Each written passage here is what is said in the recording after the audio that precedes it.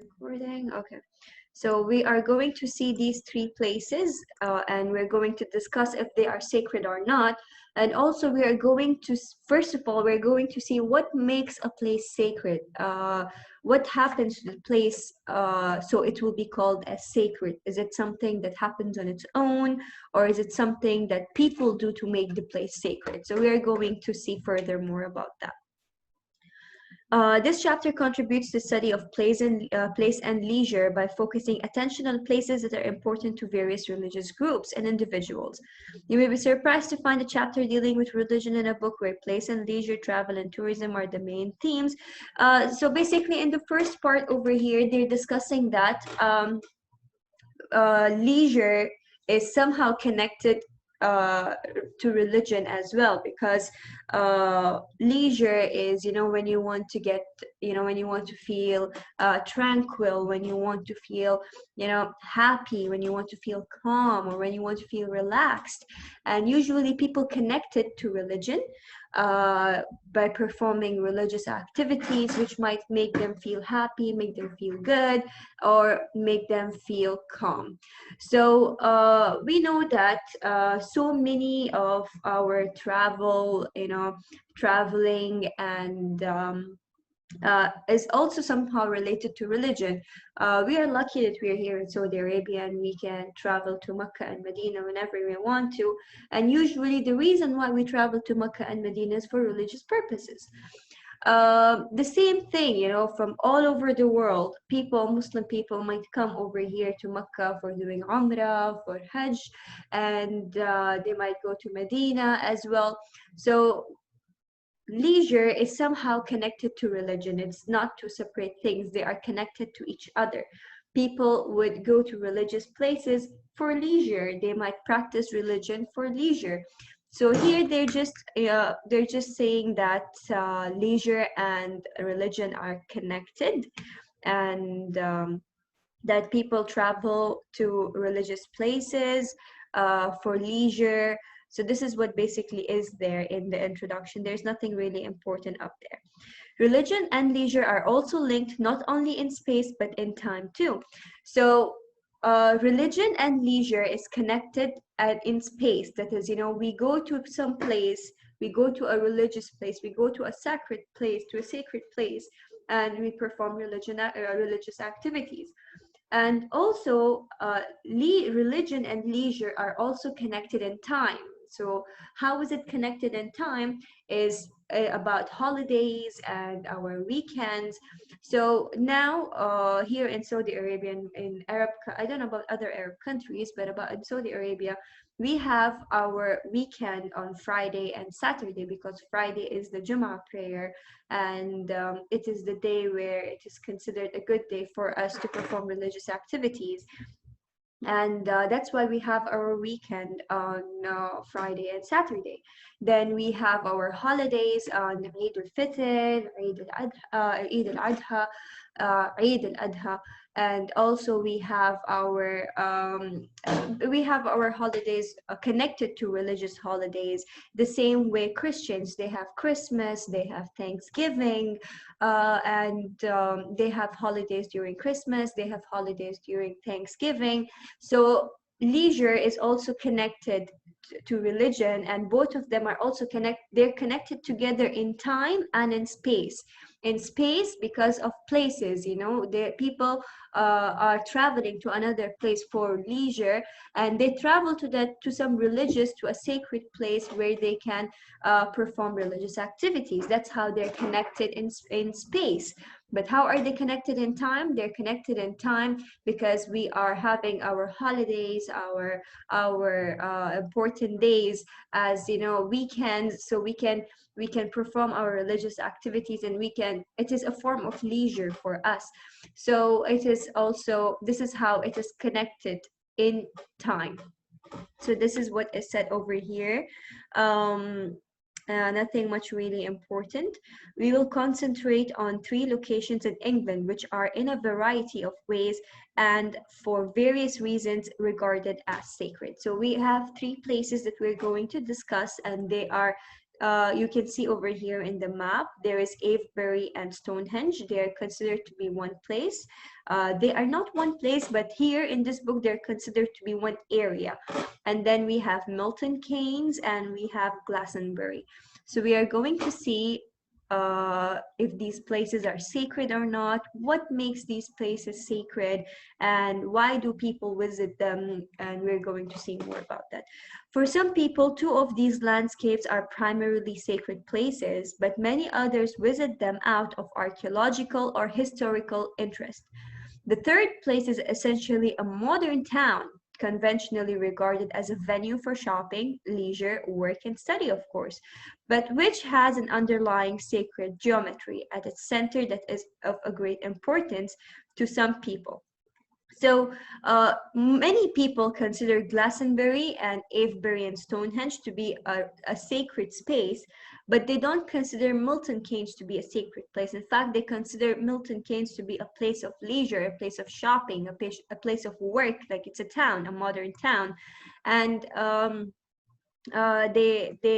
and many other people go to Avebury and Stonehenge and Glastonbury not for religious purposes, but for historical information and for archaeological information. So many people go to Avebury and Stonehenge and Glastonbury either for religious purposes or for personal interests like history and archaeology, etc. But Milton Keynes, it is just a small town which happens to have a sacred geometry, which we are going to see later. After some consideration about what sacred might mean, we go on discuss these sites, providing some descriptive orientation. So we're now going to see there is the DVD. We never used the DVD, so we're not really going to read through that, but everything is there in the book. We are going to go down and we're going to see what is there. So earlier in this course, you were introduced to the understanding that religion is something that people do and something that structures people's lives. That is, it's not about beliefs. Religion may involve rituals or ideas that seem unlikely or even ridiculous to outsiders, but it is part of the job of the academic study of religion to explain how people see the world and what informs how they act in it. Even if one does not embrace a particular world view personally, it is important to understand how it functions in the lives of others. So we know that religion is,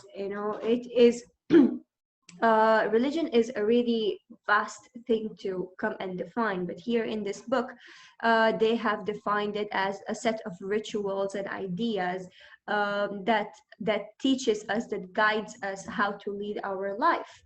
And it's like a set of rules and regulations that is told to us that we must follow in this world so we can live a good life.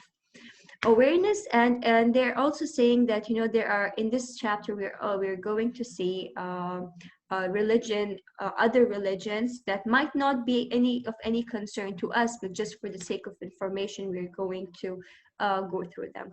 Awareness of diverse perspectives and experiences is as vital here as it was when you previously considered multiple answers to the question, who is the Dalai Lama? Similarly, here we ask a question that resonates strongly with those asked elsewhere in this book. For example, earlier you examined nothing really important over here, but what they're trying to say is religion is a very vast field which cannot be expressed in only a few words. So there are so many questions about religion, like how Dalai Lama in Aa100a, there was like, who is Dalai Lama? And there was literally more than 7 answers to it. And similarly for religion, we have so many answers for it, and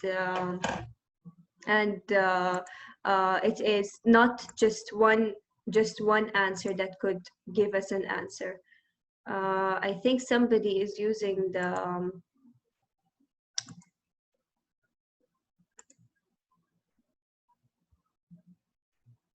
okay, just a minute.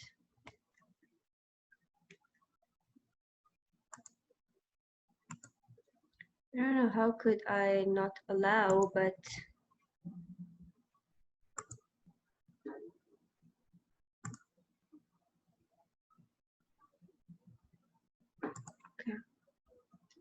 Hope this will help. Okay, so now we're going to see that what makes a place sacred. Here we're going to see two people just giving their ideas of what they think that makes a place sacred. Those people are Eliades and Knot. It's not Knot, it's Not. We're going to see them. So if you think of a sacred place, what or where would you immediately envisage? Would an urban location such as Jerusalem, Mecca, or Varanasi spring to mind? Or would you think of a natural feature like a river or a mountain? Might you see in your mind's eye a significant religious building, such as a temple, church, or mosque? Maybe your thoughts would even turn into sports stadium, or you might think of your home and some place within your home or somewhere you once lived. Sacred places may be natural landscape features or human constructions, inside or outside, ancient or modern.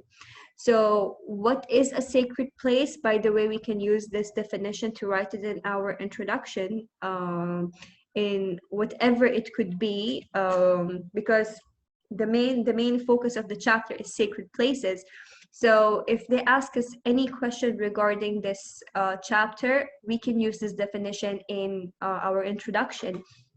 That what is sacred places? Sacred places, it could be natural landscape, like some place that is nature, that has nature, forests, river, lake, it could be anything. Or human constructions, places that human beings have constructed, like mosques, churches, cathedrals, etc. Inside or outside, it could be internal, it could be outside, ancient or modern, it could be really or old, or it could be something modern. Their sacredness may be widely recognized and agreed upon or acknowledged only by particular groups or individuals. Their sacredness or special nature of a place may be connected with the presence of a particular person or a divine figure, with a significant event, or with something about the location or nature feature itself. So, how is the sacredness? Why is that place considered to be sacred? It could be due to several reasons. It could be either because maybe, you know, it was a place where a historical religious event happened. It could be that it is a place that is constructed by human beings, that is chosen by human beings.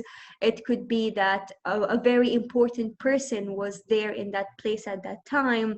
It could be something related to the place itself, like maybe there is a lake that you feel so comfortable with, and the place, just a place where you feel like something natural place where some people would go and worship. So it could be anything that could make the place sacred. It could be either it is connected to the presence of someone in that place, or it could be an event that happened in that place, or maybe it's something about the location of the place, or maybe it's something to do with the nature itself.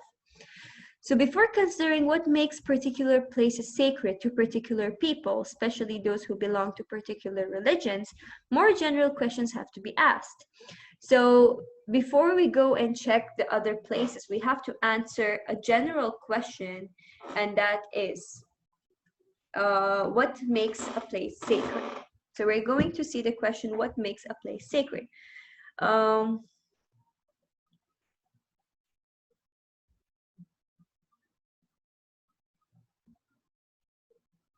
Okay, so we're going to see the first person who spoke about what makes a place sacred, or how is sacredness connected to something or somewhere. We're going to see it. The first person who spoke about this is Mircea Eliade. Okay, Eliade.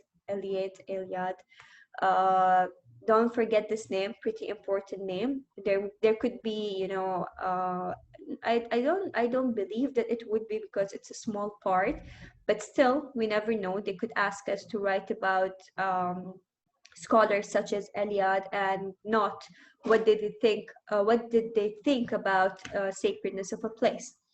So we are going to see what did Mircea Eliade says. According to Eliade, what is uh, what, I don't know if it's a her, or is it a girl or a boy, is it a man or a woman, but let's call it her. I believe the name somewhat uh, is a lady name. So Marcia Eliad, she told that according to her, a religious place will show itself on its own.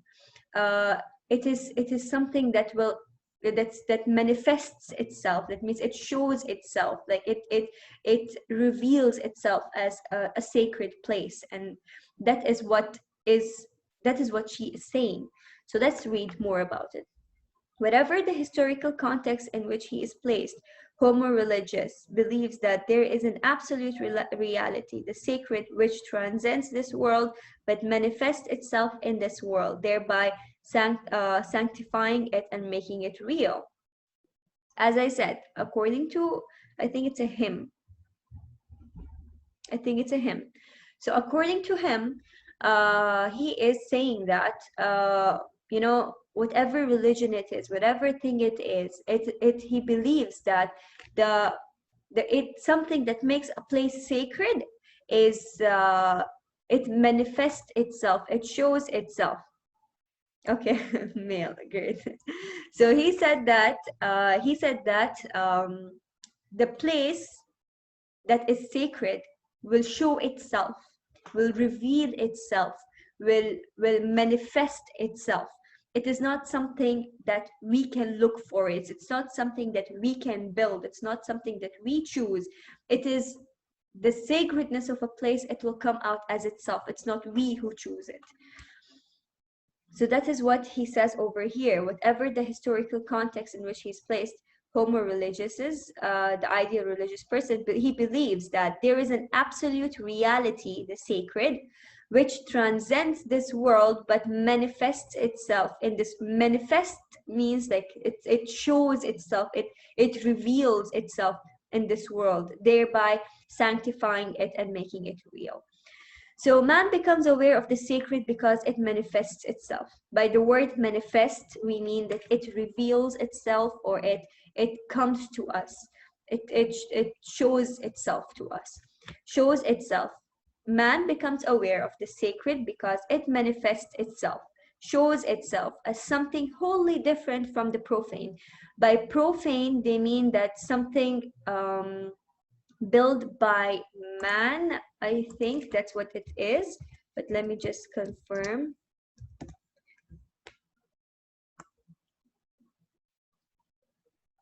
Yeah, it is something non-religious. It is something not sacred. So profane means that something that is not sacred, or something that's not religious. So these words are used quite a lot in Eliad's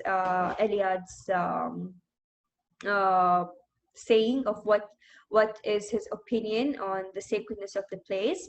So he says that the sacred places, it manifests itself, it shows itself, and it's something completely different from the non-religious or the non-sacred places or the non-sacred things. To designate the act of manifestation of the sacred, we have proposed the term hierophany. It is fitting term because it does not imply anything further. It expresses no more than it is implicit in its etymological content. That is, something sacred shows itself to us. You see, something sacred shows itself to us. It could be said that the history of religion, from the most primitive to the most highly developed, is constituted by a great number of hierophanies. By hierophanies, he means that events where a sacred place is manifesting itself, is showing itself to us. So he's saying that there are, from very old times until now, there are several hierophanies. That means there are several events where sacred places has manifested itself and showed itself to us by manifestation of sacred realities. From the most elementary hierophany, example, manifestation of the sacred in some ordinary object, a stone or a tree, to the supreme hierophany, which for Christianity, incarnation of the God in Jesus Christ, there is no solution of continuity. So he is saying that this hierophany could be either in something really small, that could be a stone or a tree, to something really big, according to Christian, which is that incarnation of God in Jesus Christ. So these are all hierophanies, and he's saying that they reveal themselves to us. In each case, we are confronted by the same mysterious act, the manifestation of something of a wholly different order, a reality that does not belong to our world, and objects that are an integral part of our natural profane world. So he's saying that profane means, he's saying that these sacred things, or these sacred places, or these sacred people, they manifest themselves in the non-sacred environment, or in the among the non-sacred, among the profane, in the profane world. So our world, our whole world, according to Eliade, is profane, that is non-sacred. But in this non-sacred world, there are many hierophanies, many events where sacred things, or sacred people, or sacred places has manifested itself, has shown itself to us. So that is what Eliade is saying. Succinctly opposing Eliade's view, the next extract is from Kim Nott's book. Okay, that's what Eliade is saying. Now we're going to see what Kim Nott has to say. It is Knotts, but I think the K is not pronounced, so it is Kim Nott's book, The Location of Religion as Spatial Analysis. So Eliade's view is that natural sacred places manifest itself, it shows itself to us in the profane world, in the non-sacred world. But let's see what Nott has to say about it. Nothing is inherently sacred, but things, places, persons, and events are attributed with the quality by societies, groups, or individuals according to their own cultural context. Now, what is Nott saying? I'm going to say Knot, because when I say not, I would say it is N-O-T, so it might confuse. So I'm going to say Knot, even though it might not be correct, but I'm just saying it for the sake of understanding. So Knot, he is saying that nothing is naturally inherent, nothing is naturally sacred. No, a place cannot be sacred by its own. It is people, it is people, the societies, one person, or a group of individual, or a tribe. It is the people who choose, who say that this place is sacred. It doesn't show itself. It is the people who are actually assigning sacredness to something, or someone, or some place. So this is what Knot is saying, which is completely different from what actually Eliade is saying. So a more extensive presentation of his view is found in the following extract. So we're going to see this extract of what he has said. So sacred space may be set apart, but not in the absolute heterogeneous sense that Eliade insisted upon. Against all the efforts of religious actors, sacred space is inevitably entangled with the entrepreneurial, the social, and the political, and other profane forces.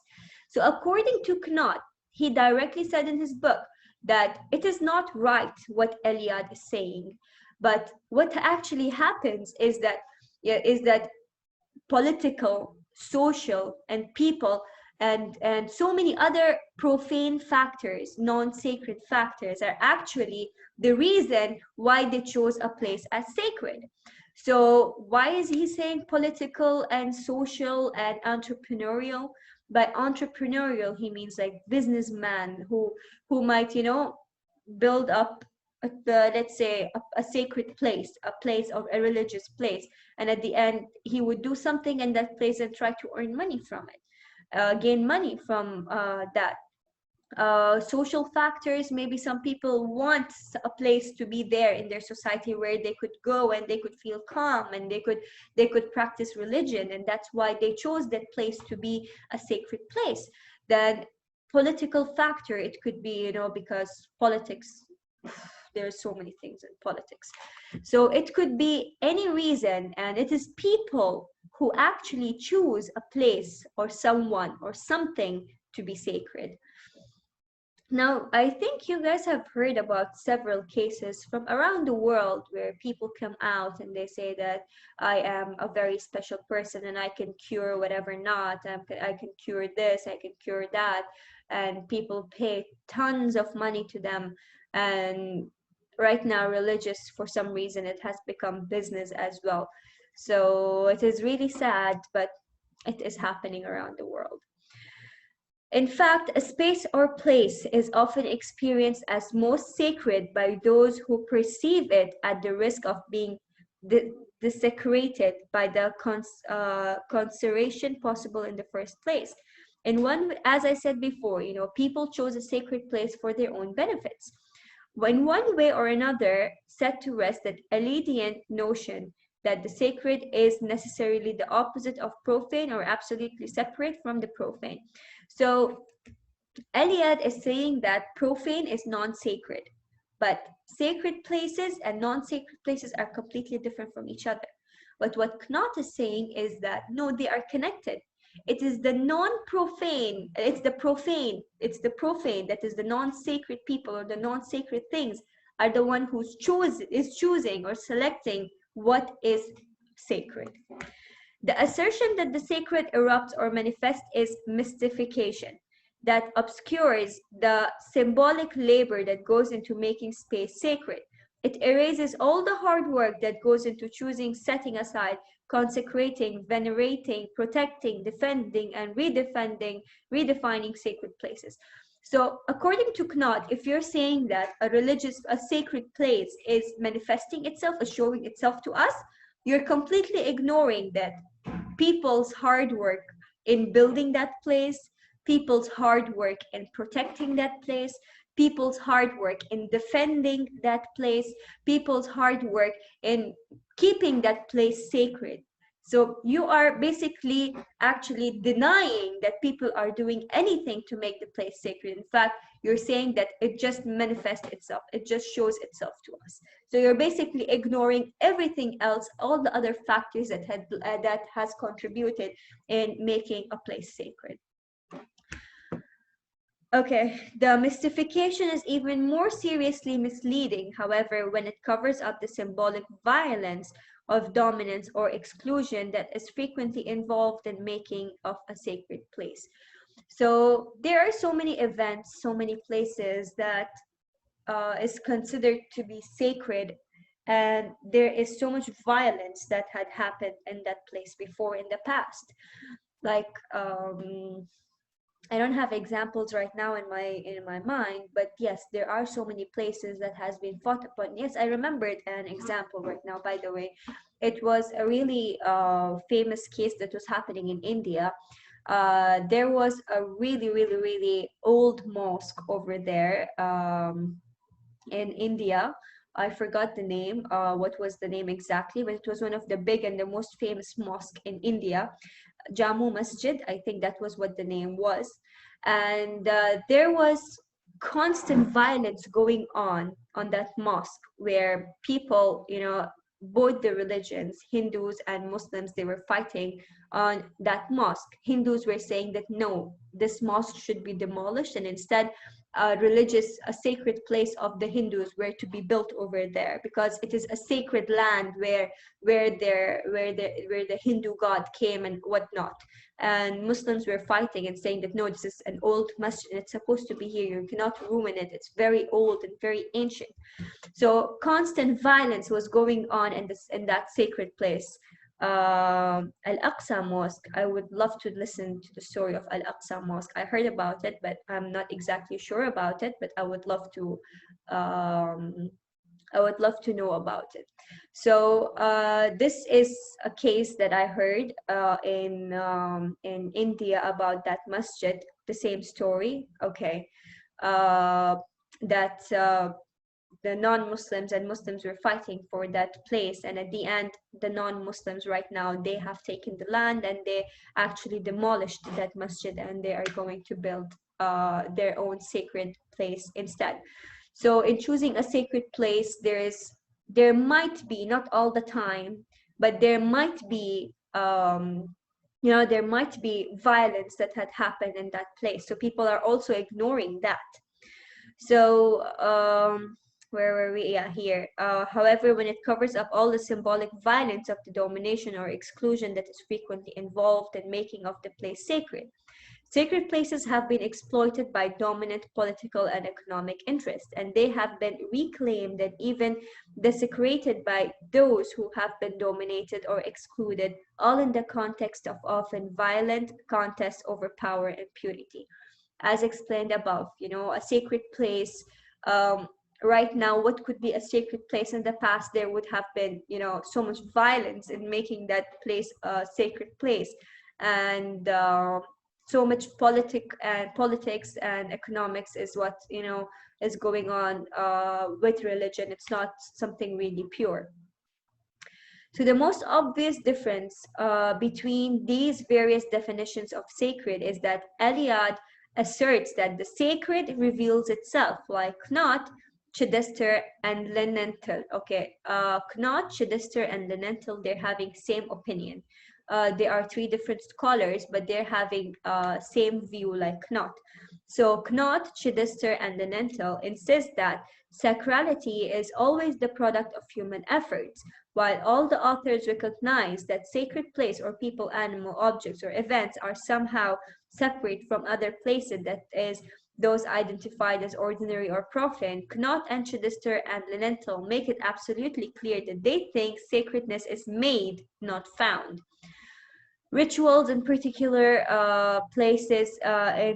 make places sacred. The word sacred indicates the deliberate separating of setting apart by setting apart by particular people of whatever is therefore labeled sacred.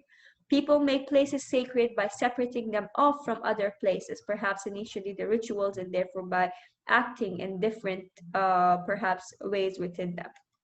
So here is the conclusion of Eliade and Knot.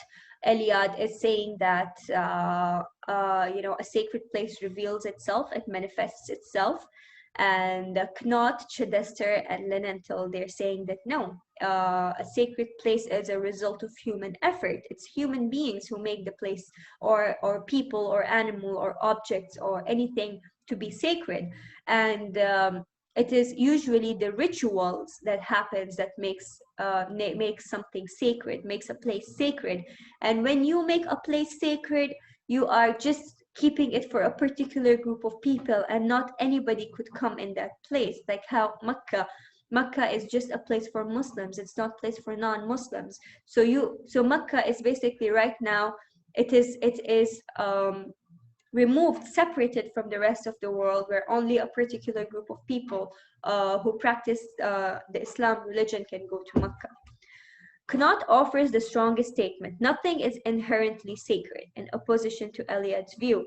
Chidester and Linenthal's extract adds the recognition that becomes because the labor of defining what is sacred always excludes everything else in the process, entangled in powerful social, political, and economic interests. In the part of their work that follows the extract above, they go on to cite the example of Jerusalem at one and the same time sacred city and a place of conflict. Stonehenge and Avebury, Glastonbury, and Milton Keynes not provide such stark illustration of what Chidester and Lenenthal call violent contest over power and purity, but they are venues of disagreement and diversity. So Eliade, Knot, Chidester, and Lenenthal, they're saying that usually choosing a place to be sacred, there's a lot of violence that goes on, in lots of politics and social factors to make a place sacred, and it is so much violence happen just to choose a place to be pure.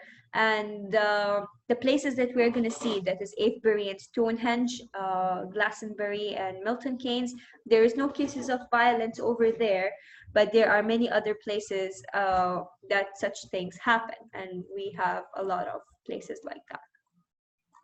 So we will just read through this. I don't think if there's something important over here, but we're going to read through it. The brevity of these extracts may mask another angle that is worth nothing here. Underlying these divergent definitions of sacred is the question of the status of religious explanation.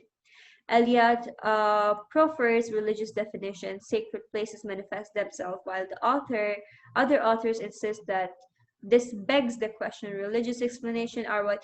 So, they're just summarizing everything over here. That Eliade is just saying that sacred places manifest itself, it shows itself, whereas it is not true. It is like you're just accepting one thing and you're not seeing all the other factors in religion. Because if you're studying religion, you're not just studying one religion, you're studying about all the different religions, and you have to take all the other religions into consideration when if you're a scholar and you're coming and talking about you're giving a statement.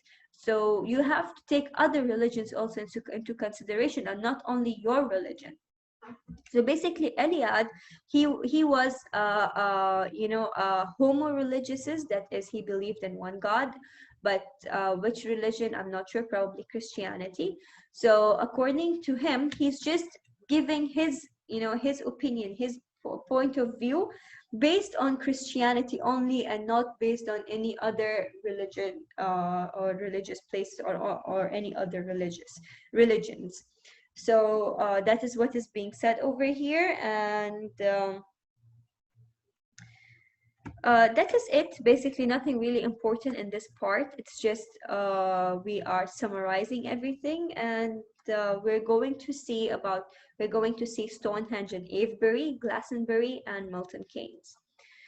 So Stonehenge and Avebury. Well, Stonehenge and Avebury, I read about it before, and it is really interesting. I'm going to show you how they look like.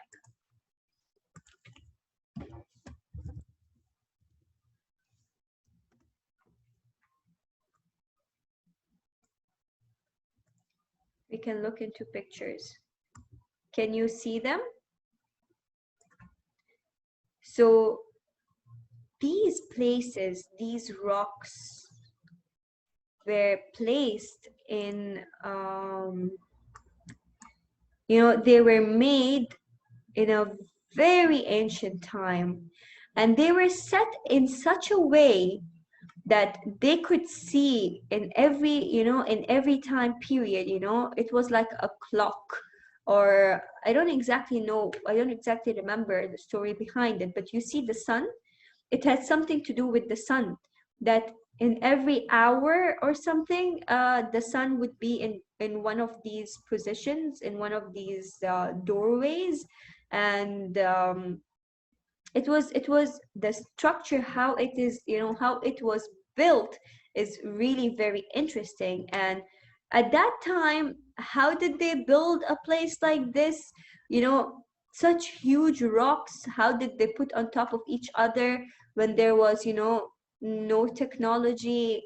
How did they do this? Nobody knows. There is anything that can tell us about how did they actually build this place. So it's a really interesting place. If you have time, you can actually read about it. It is really very interesting, not just about the religious factor that we are going to cover up in this chapter, but I mean about the history and the archaeology of the place. It is very interesting, Stonehenge and Avebury. So we're going to see Stonehenge and Avebury. This is the map and landscape of Stonehenge, and there are several rocks placed in different places. Not able to find out where here, but yeah. And this is Avebury. This is the stone circle. This is where the stone circle is. So we're going to read about them. So these are the maps. Okay, nothing important over here. Let's go down here. So UNESCO, that is the United Nations Educational, Scientific, and Cultural Organization, they have registered Stonehenge and Avebury as a combined World Heritage Site. So they are described thus: Stonehenge and Avebury in Wiltshire are among the most famous groups of megaliths in the world. The two sanctuaries consist of circles of menhirs arranged in patterns whose astronomical significance is still being explored. These holy places and the nearby Neolithical sites are an incomparable testimony to prehistoric times. So as the picture that I showed you before, you know, the circle where the rocks were placed, so those are called as monoliths. I think that's megaliths. That's where they're calling it, like big rocks, I think. There are the two sanctuaries consist of circles of menhirs. Menhirs are those rocks that are arranged in such a significant pattern that has something to do with astronomy, that is related to space, and that is related to sun, basically. So it is still, people are trying to, you know, archaeologists, historians, scientists, they're trying to figure out how did they, you know, get to build such a place at that time. After the consideration of the problem of adopting religious explanation, it may strike you as a peculiar that UNESCO uses religious language, sanctuaries, and holy. Actually, UNESCO, they have regarded Stonehenge and Avebury to be as a religious place. In fact, UNESCO listing of sacred site elsewhere follows a similar practice of respecting the views of religious insiders. In case of Stonehenge and Avebury, it also uses the language of archaeology, megaliths, menhirs, Neolithic, and prehistoric. So let's just see what are megaliths and menhirs.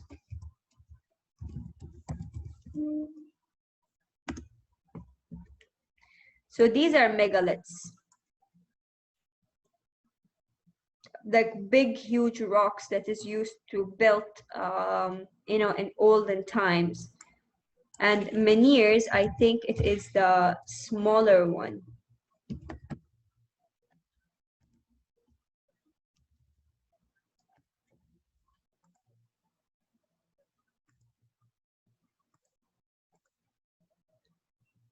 Yeah, so these pointy ones are menhirs. These rocks, the name of these rocks are menhir, and the one that is built before, it was called as megalith, and then Neolithic.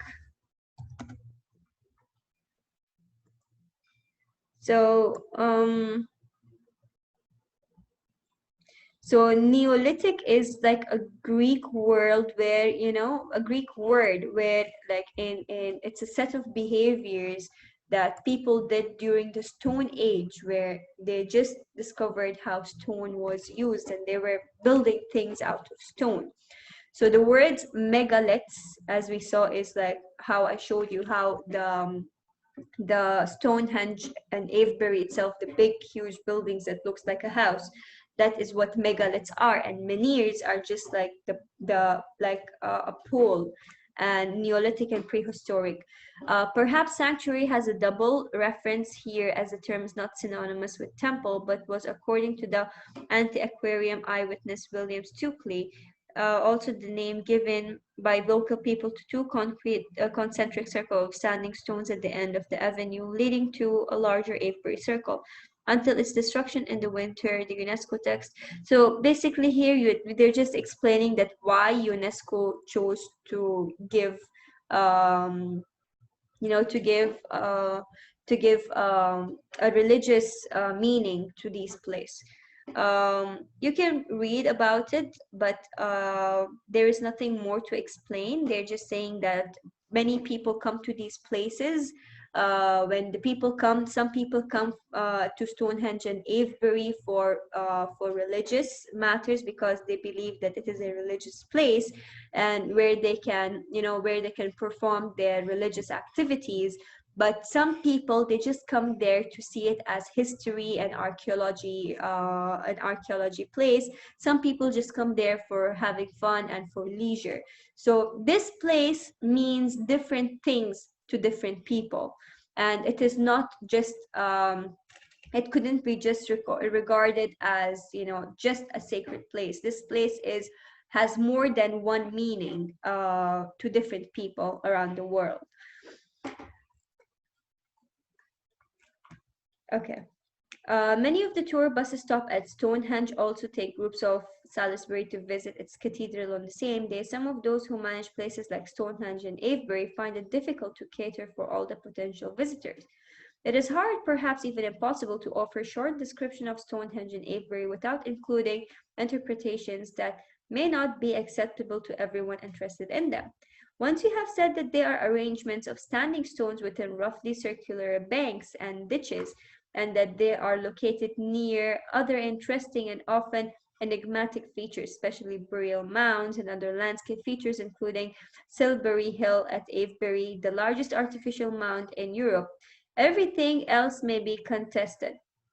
To say that these are prehistoric monuments may be to suggest that they are only of archaeological interest, or that current archaeological theories about the origins of a place should somehow determine its current meaning. To say that Stonehenge has an entrance marked by outlying standing stones and an avenue, the point that points to the sunrise and the summer solstice, may be the privilege only one possible interpretation of the site focused on the midsummer rituals. So basically, as I said, Stonehenge and Avebury, it has different meaning for different people. So when so many, visitors from all around the world, they go to Stonehenge and Avebury, and to explain, when somebody is explaining about Stonehenge and Avebury, if they explain Stonehenge and Avebury as a place where there are, where there are big, huge rocks that is placed in a circular place, at as a circular significance, and it is located near interesting other interesting features around. It could mean, it could have, like a leisure people who are actually here for leisure. They would actually think that, okay, I can go and visit some other places that is near Stonehenge and Avebury. But maybe the religious people will get offended. They will think that, how can he just explain Avebury and Stonehenge as just a place where rocks are and there are other interesting things near it? It is a sacred place. And then maybe archaeologists who are there, they might think that, how they're not talking about the archaeological significance of this place. So if they explain this place with its archaeological interest, that is, it has how this place is having a meaning, and at that time how it was built, and it has an entrance where it has a special entrance, and how it is built and how old the rocks are. Maybe the religious people will feel offended, and maybe the people who came for leisure, they're gonna feel like, oh, okay, there's nothing really interesting other than archaeology over here. Like, I wouldn't have fun other than this. Then if they talk only about the religious factor, that is, that it has a door entrance. Now you see the last part is related to religious. That is to say that Stonehenge has an entrance marked by outlying standing stones. So it has standing stones and an avenue, like a land, that points at the sunrise. So the you see those doors, those openings, it actually points in the sunrise. If you stand in the middle and there's a particular time, you can see the sun will be there and it will be up or down. So it's having a really cool astronomical and archaeological interest, the place. So if they just talk about, if they just talk about the religious factor, maybe the archaeologists will feel that, oh, why they're talking about that. It is a very controversial matter, and the way you explain it, because you don't know in that group of people how many of them are here for the religious matter, how many of them are here for leisure, how many of them are archaeologists who are interested in archaeology. So the way that Stonehenge and Avebury must be presented to people, you should be very careful to cover up all these factors. Both contemporary, now there's Druids, okay? Druids and heritage managers use the term archaeological monument and sacred place in describing Stonehenge and Avebury, variously valuing the intersection between the ancient and the present day celebration of something at Stonehenge. Even talking about standing stones invites further debate for everyone who sees the stones as an intimate rock. These are others for whom stones are living and active participants in sacred ceremonies. So there are Druids Druids are like a kind of people, like how we have Muslims. There is Muslims and Islam. There is Druids and the Druidic religion. So they are a kind of religious people who we are going to see about later on in this chapter. After this part, we're going to see who are Druids. But Druids, they consider and some other people, they consider Stonehenge in Avebury to be an archaeological monument and a sacred place, and they value both, you know, the intersection between an ancient and present day celebration. So they are valuing both the ancient meaning of Stonehenge and Avebury and also the present day archaeological, you know, when people come over there just to see how significant the place is. Much of this diversity of opinion is expressed humorously in the following extract from Bollocks to Alton Towers, Uncommonly British Days Out. So for Britons from U214A, I cannot forget that. So Britons are the people, the original people of the British Isles are called, the indigenous people of British Isles are called as Britons. So there is an extract from Bollocks to Alton Towers, Uncommonly British Days Out, where they have written about their opinion. They have expressed their opinion in a funny way about Avebury and Stonehenge. For Britons, stone circles are a vital link with the prehistory of our islands. Without them, we'd have no idea what our ancestors were up to before Roman and French invaders started insisting we write it all down.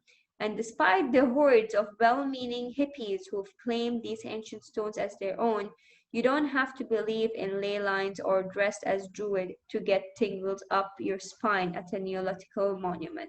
It doesn't matter whether these things were spiritual batteries, calendars, temples, or Britain's earliest fish and chip shops. Whatever they were, your great-great-great-great-great-great-great-grandparents cared about them enough to use every ounce of their willpower and integrity to move lots of enormous stones into important-looking shapes. That's an incredible thought. If you can get a kick out of the sheer force of will it must have taken to build York Minster, you can get a kick out of Stone Circle.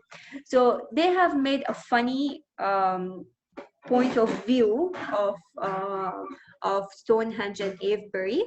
And here they're saying for Britons, that is the indigenous people of British, for them, the Stonehenge and Avebury, it is an ancestral place for them, you know, a place where their ancestors were, and before they were, you know, without them, we'd have no idea our ancestors were up to before Roman and French invaders started insisting we write it down. So he's making fun of Britons. He's saying that Britons, when they were there, they were not writing anything down. So it was not until Roman and French, when they came and invaded the lands of British Isles, okay, how they're connected together, Britons would not have written anything about Stonehenge and Avebury and how it was built and everything. So that's why we don't know exactly what happened over there, because Britons by themselves, they were illiterate and they couldn't write about that place. And they're also saying about, you know, it could be an ancient place of, you know, it's an ancient place to the British Isles, but also some hippies are like travelers who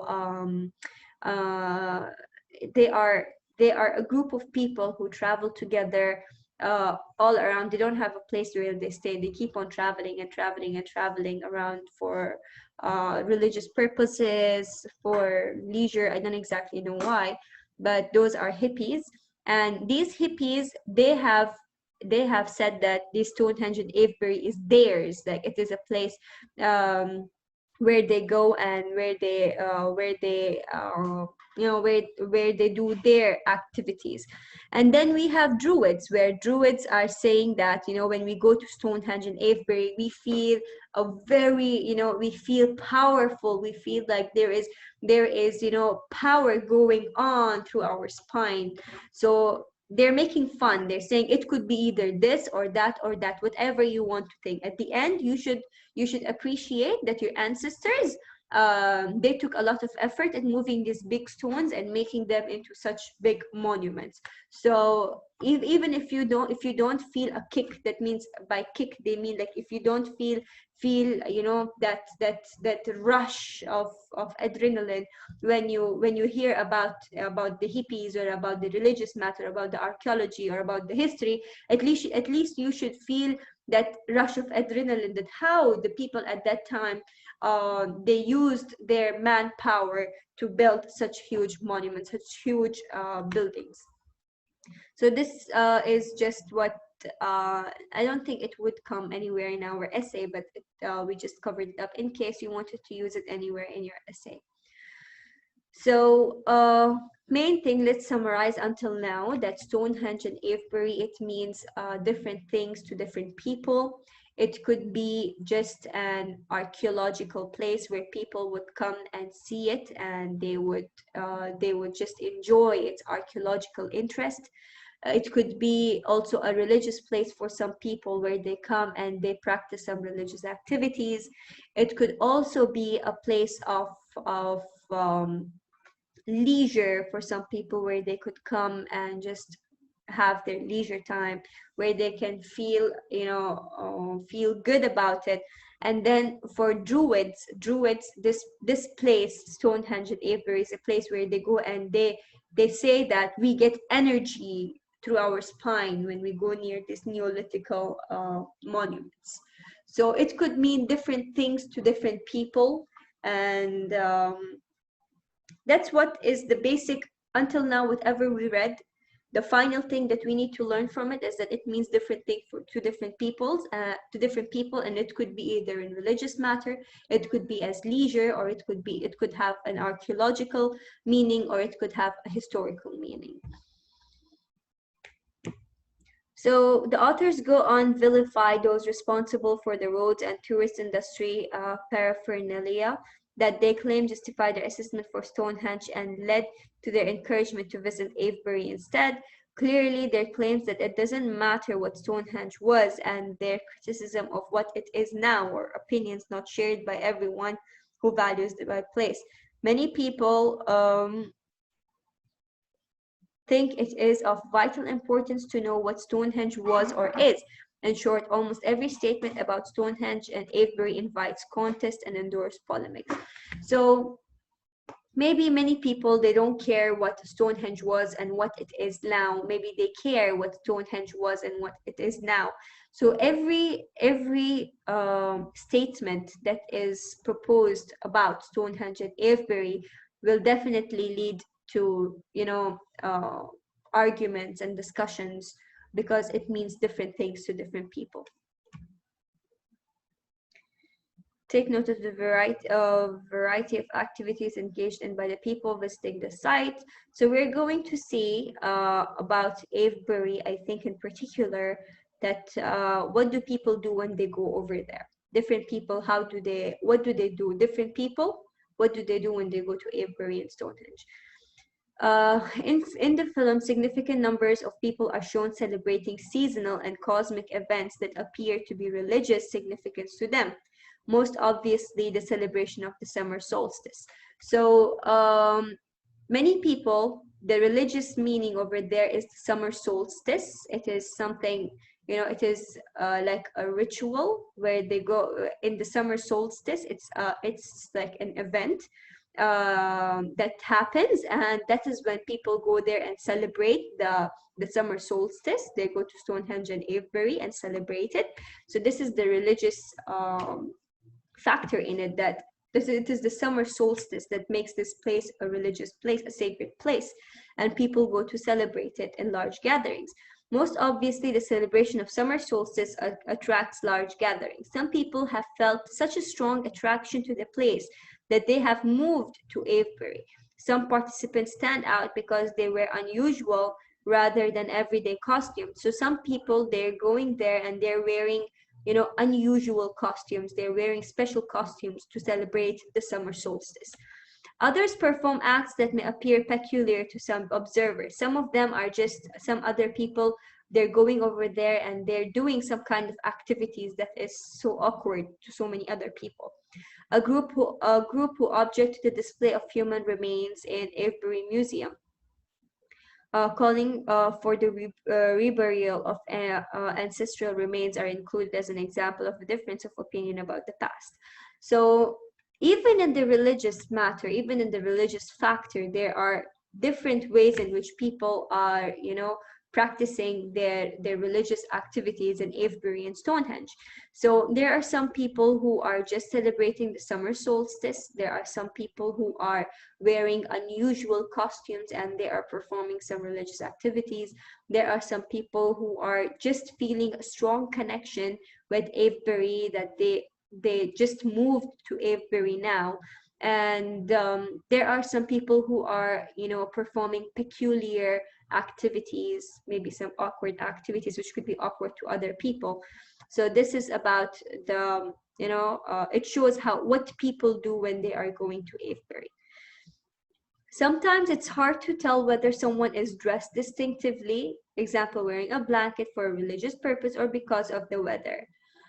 Perhaps the notion of religion can dovetail with practical concerns like keeping warm and at the same time legitimize wearing a costume that makes someone distinctive. So in the video that was there in the DVD, they're saying that some people, now we cannot, they're saying that maybe some people are not wearing unusual costumes. Maybe they're just covering themselves with blanket because they are feeling cold, maybe because of the weather. Or maybe it could be something related to how they should be dressed when they're doing certain rituals. Similarly, there have been heated debates about whether the solstice celebration constitute a spiritual gathering or a party. So the summer solstice, the solstice celebration, right now there is a controversy matter going on. Now people are saying that it is either a spiritual gathering or it's a party. For some people, they just go there because they enjoy partying, and some people, they go there for spiritual gathering because the place means different thing to different people. With some seeing these interpretations as necessarily opposed to each other and others asserting that carnival-like events are inherently sacred. Some of the costumes you can see in the film are almost certainly indicative of the carnivalesque approach to the solstice celebration, or at least of a playful use of stereotypical images of druids and wizards. So there are some people who are going over there for partying, and they pretend like, they're wearing costumes of druids and wizards, and it's like the stereotypical, the general way how people think wizards and druids would dress up. They're just, dressing up like that and going there and partying, but nothing to do with the religious matters over there. In addition to the various people who are engaging in rituals or parties, the film also shows a number of people who might be described as tourists, people whose purpose is visiting these sites, maybe identical to their interest in any other archaeological or historical place. So, and some other people over there, they're just tourists. They're just there to watch. Security officials of various kinds and employees of the relevant heritage management groups are also made visible by their costumes, actions, and ways of talking about the sites. So in Avebury, what kind of people did they see? What kind of people did they see over there?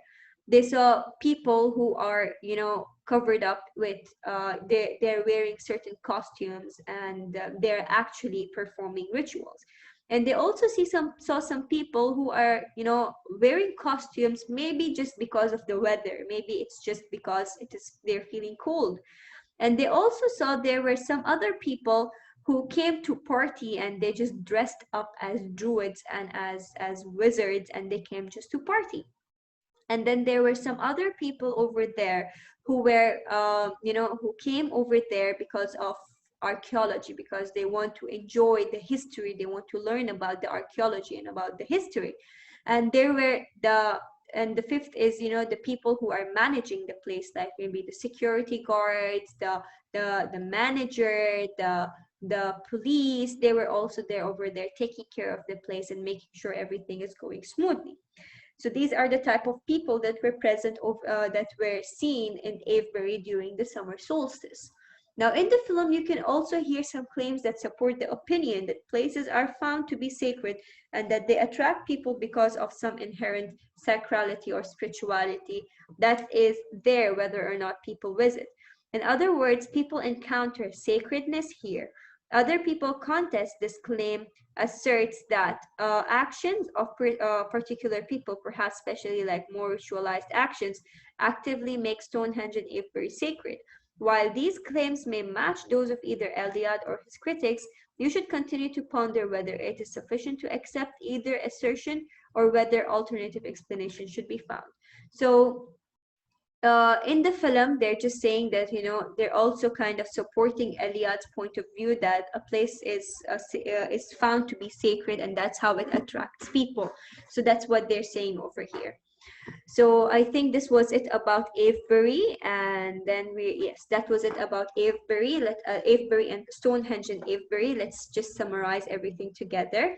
So Stonehenge and Avebury is a place it's a very ancient place where it is, you know, where there is big megaliths and menhirs and Neolithical monuments built. So when you're describing about Avebury and Stonehenge and Avebury, you should use the words that we said before, that's megaliths, menhirs, Neolithical monuments. So Avebury and Stonehenge is a place where it's a very ancient place where there are megaliths, menhirs, and Neolithical monuments. Was built in ancient times and Stone Age times, and it means different things to different people. Now, it could have some religious value to some people. It could have historical value to some people. It could have archaeological value to some people. It could have entrepreneurial value to some people. So Stonehenge and Avebury means different things to different people. Now, next we saw that what are the types, what are the things, there is religious meaning. People go over there performing religious activities and celebrating the summer solstice. And there are people who are really, who want to learn about the archaeological value of Stonehenge and Avebury. There are people, historians, who want to go and learn about the history of Stonehenge and Avebury because it's so fascinating. Then there are people who are just tourists who are there to just go and watch. And there are people, there are hippies who go over there to feel good. There are druids. There are different people who go over there, and it means different things to different people. So these are the different things: religious factor, archaeological value, there is historical value, and there is political value, and there is tourist value just for leisure and just for fun. So next we saw that here it's nothing really that important that if they ask us to write about Stonehenge and Avebury, we don't really have to write about what was written in this book.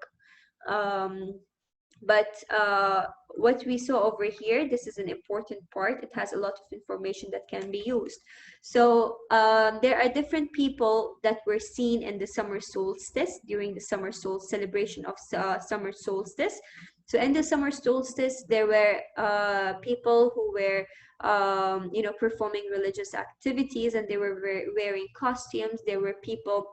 What political factor is not really mentioned a lot over here, but it has something to do with the economy, and you know, it's like a tourist place. So it could be you have to buy tickets. It's not free to go to Stonehenge and Avebury. So it brings in income for the people. So it brings income to the country. So it is one of the political factors, but it is not mentioned as much. It's no detailed information is given about political factor.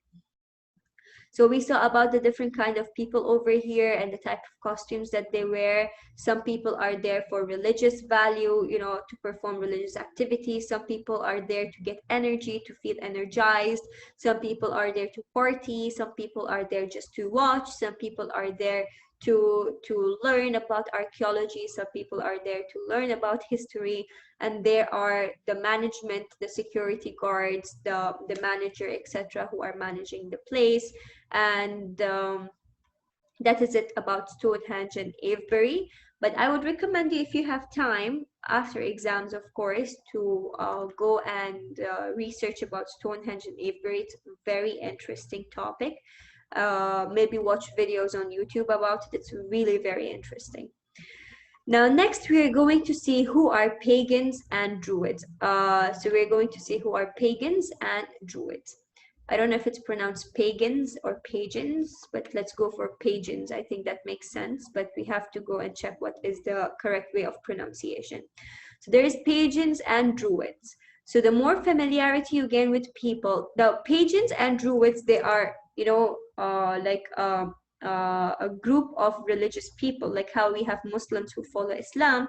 So they are druids who follow the Druidic religion, and they are pagans. Now, pagans, they actually they believe that they celebrate nature, they celebrate the world. They don't have, they don't believe in a god, they don't believe in a religion, but they believe that we should celebrate the world, the nature and everything that is around us. So we're going to read more about them.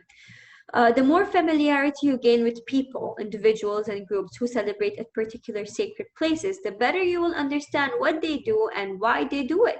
In this chapter, we are mostly interested in the places and what makes them sacred for some people. However, a brief introduction to some of the religious movements involved will aid your appreciation of what happens in these places. It may be sufficient to note here that pagans identified their religion as a nature religion. So for pagans, if their religion is nature religion, the celebration of life in this world rather than an attempt to reach heaven or gain enlightenment. Their celebration of solstice at Stonehenge and Avebury are part of wider celebration of ever-changing life cycles of the earth and all of its inhabitants. So pagans, they are the people whose religion is nature, and they are celebrating the life in this world rather than believing that you have to be good in this world so you can gain enlightenment or you can go to heaven. And they go and they celebrate the summer solstice in Stonehenge and Avebury because they want to celebrate the changing cycles of the world. Like how we said, summer solstice has something to do with the sun and with the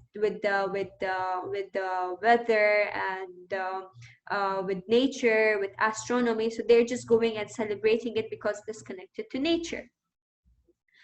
That is about pagans. Now, the term druid is divided from the ancient Roman literature, referring to some kind of religious political leaders who held sway up until Roman invasion of the Northwest Europe. For example, Julius Caesar says in his campaign histories that druids preside over sacred things, have the charge of public and private sacrifices, and explain their religion. In the 18th century, not only were Druids credited for their building of Stonehenge and Avebury, but this now discredited notion, inspired by the architect John Wood the Elder in his designs of Crescent and Circus of Bath. He based the dimension of the circus on rather idiosyncratic measurements of theories of Stonehenge and stone circles at nearby Stanton Drew. The poet and visionary William Blake identifies Britain as bounded by Albion's ancient Druid rocky shore and wrote Druids as proponents of a natural religion who erected a stupendous building on a plain of Salisbury.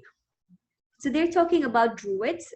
Druids are not only a religious group of people, but also a political group of people. Like they have power in politics, and also they are a religious group of people. And in different centuries, in different time, different people spoke about them. So Julius Caesar spoke about Druids that he said in his, when he was Julius Caesar, we know about Julius Caesar and that he had power at that time, the Roman power. So he said that, we can allow, Druids are, allowed to do their sacrifices in public or private. So he mentioned about the Druids as religious people that, and also its political factor that they have the power to take care of their own sacrifices. Then in the 18th century, um, Druids were given the title that Druids were the people who actually built Stonehenge and Avebury. So they were actually given the title that they built it. But then later on, an architect, John Wood Elder, he actually said that no, it's not the Druids. It's not that it's like he didn't say no, it's not Druids. He basically he learned about the design of how Stonehenge in Avebury was built, and he built something else that was somehow similar to that, but not exactly similar to that.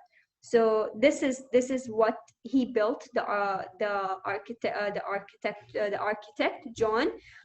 This is what he has built, and he took measurements from Stonehenge and Avebury, and he built this thing over here. Where is it exactly? It's called a circus bath. And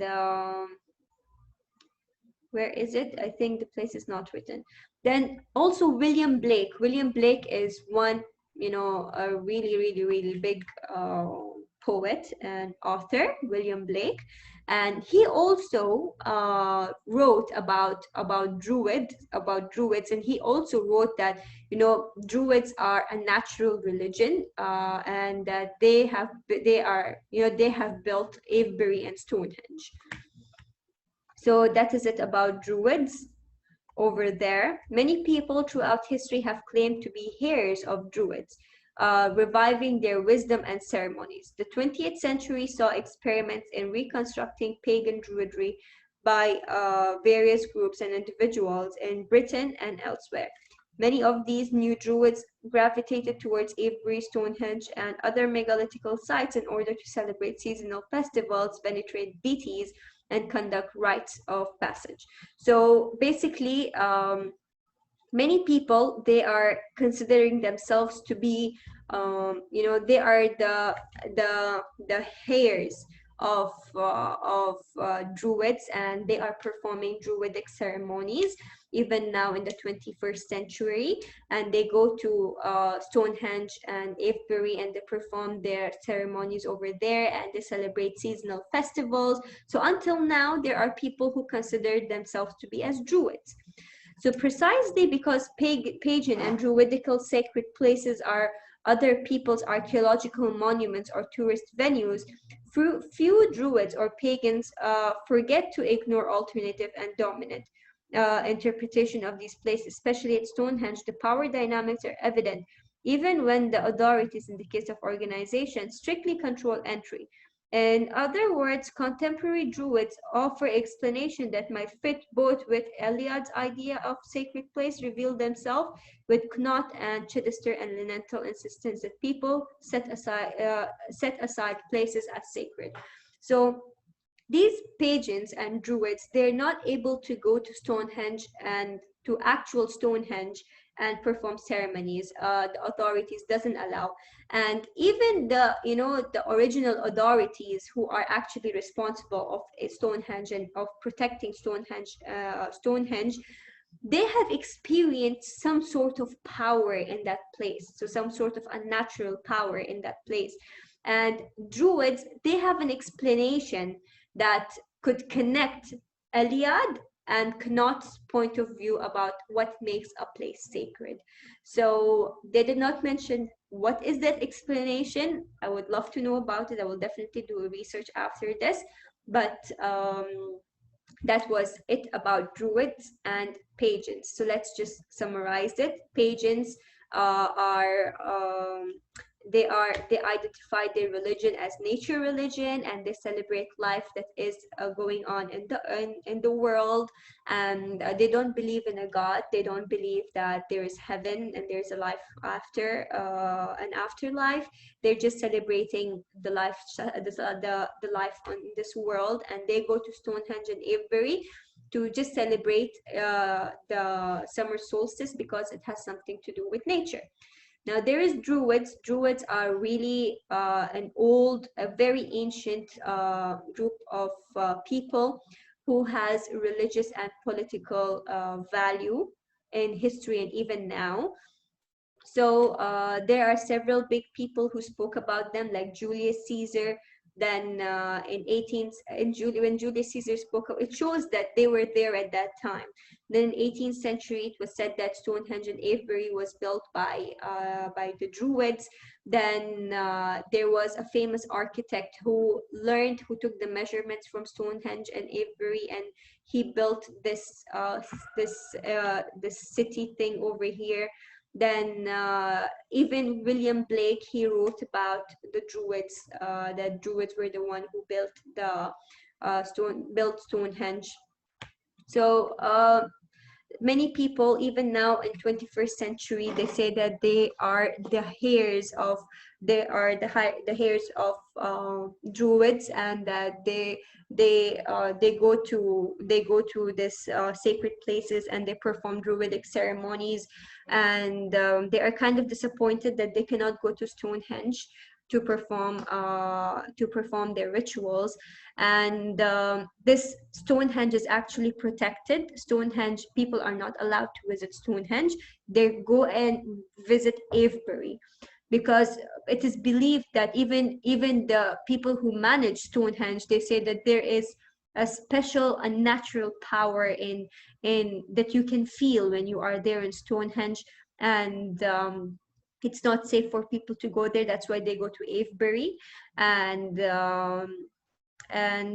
it is close to people. And Druids, they have an explanation of that could connect Eliad's and Knot's views or opinion about what makes a place sacred. But what is that? It is not said over here. And that is it about Avebury and Pagans and Druids. We are going to take a break until 8:30, and then we will come and we will continue with Glastonbury and Milton Keynes. Milton Keynes doesn't really have anything that much, and we're not going to focus much on Milton Keynes, but Glastonbury, it has a lot of information that we will try to cover up, inshallah. And that's it. We're going to take break until 8:30, and then we will come back and we will cover up Glastonbury. So do you guys have any information, Bismillah, any question that you want to ask? Okay, so we're gonna go have our break for 15 minutes and then we will be back. Okay. So now we are going to go to Glastonbury. Glastonbury has many different historical events that has happened in that place, and like Stonehenge and Avebury, it means different things to different people, and it is a small location. We're going to see about it, so it's really interesting.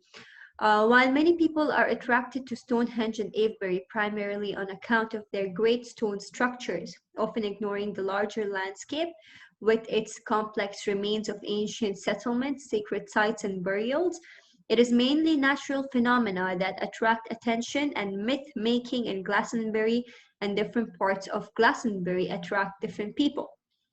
Glastonbury could be described as a multivalent location. That's a place having many meanings. So Glastonbury can be described as a multivalent location, as a place that means different things, that has many meanings. So it's actually a small town in rural Somerset, and it is best known for its annual art festival. They have an arts festival every year that attracts a large number of people. And apart from that, there in the town itself, it has so many spiritual seekers and scholars, so many people who look for spiritual gain and scholars. They come to Glastonbury as well. So in popularly accepted chronological order, that means an order of time, of time period. So it was believed that in Glastonbury, It was a prehistoric center of goddess worship. So Glastonbury was a place of goddess worship and where people came to worship goddess. An idea confirmed for present day devotees by figures of goddess they feel they can discern in very landscape of Glastonbury. So one of the things about Glastonbury is that it was a place of worship of goddess and that people came over there to worship goddesses. And for others, Glastonbury's significance lie in the claim that it is a site of great Druidic university, a center of learning to which people flocked from all over Europe and beyond. So one of the reasons why Glastonbury is a significant place is because of it was considered to be a place that is worship goddesses. So they were worshiping a goddess. And second reason is that it was considered to be a center of Druidic university, a university of Druids, where people from all around Europe they came and they wanted to learn from this university. And also, it is believed that in Glastonbury, Druids were waiting for Christianity to come, where they actually converted to Christianity. So, for many Christians, past and present, Glastonbury's status has rested on it being so-called the cradle of English Christianity, the point at which Christianity took root in England. So the first we said that Glastonbury was a place where people worshipped goddess. Second, it was a center of Druidic university. And third, it's a significant place for Christians because they believe that Christianity in Britain started from Glastonbury. So it was in Glastonbury that Christianity came and it started, and it's from there that it spread all over Britain. So it was believed that Joseph of Arimathea. So this is an important name, Joseph of Arimathea. It's the person who provided a tomb for Jesus, according to Gospel of Saint John. Brought Christianity to Britain and built the first church in British Isles at Glastonbury. So this person that is Joseph of Arimathea, he actually made a tomb for Jesus Christ. He actually made the tomb for Jesus Christ, and he brought Christianity to Glastonbury, and he built the first church in the British Isles, and from there is where Christianity began in the British Isles. They say that after Jesus' crucifixion, Joseph arrived in Glastonbury with a staff, which he thrust into the ground at Burial Hill. So after Jesus Christ was crucified, according to Christians,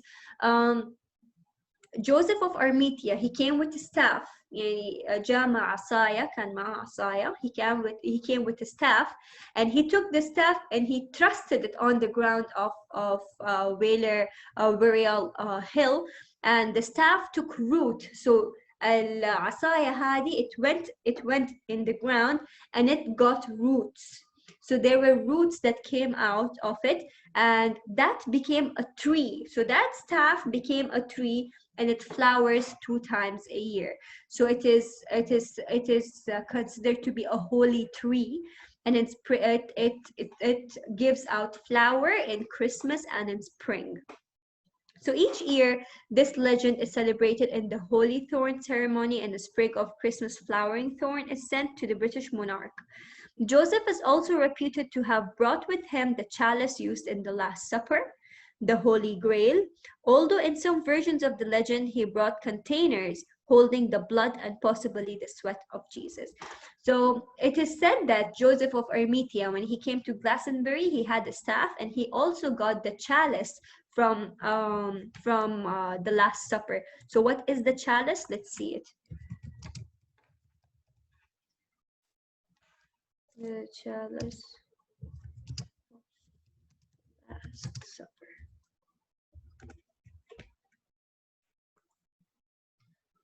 So this is the holy chalice.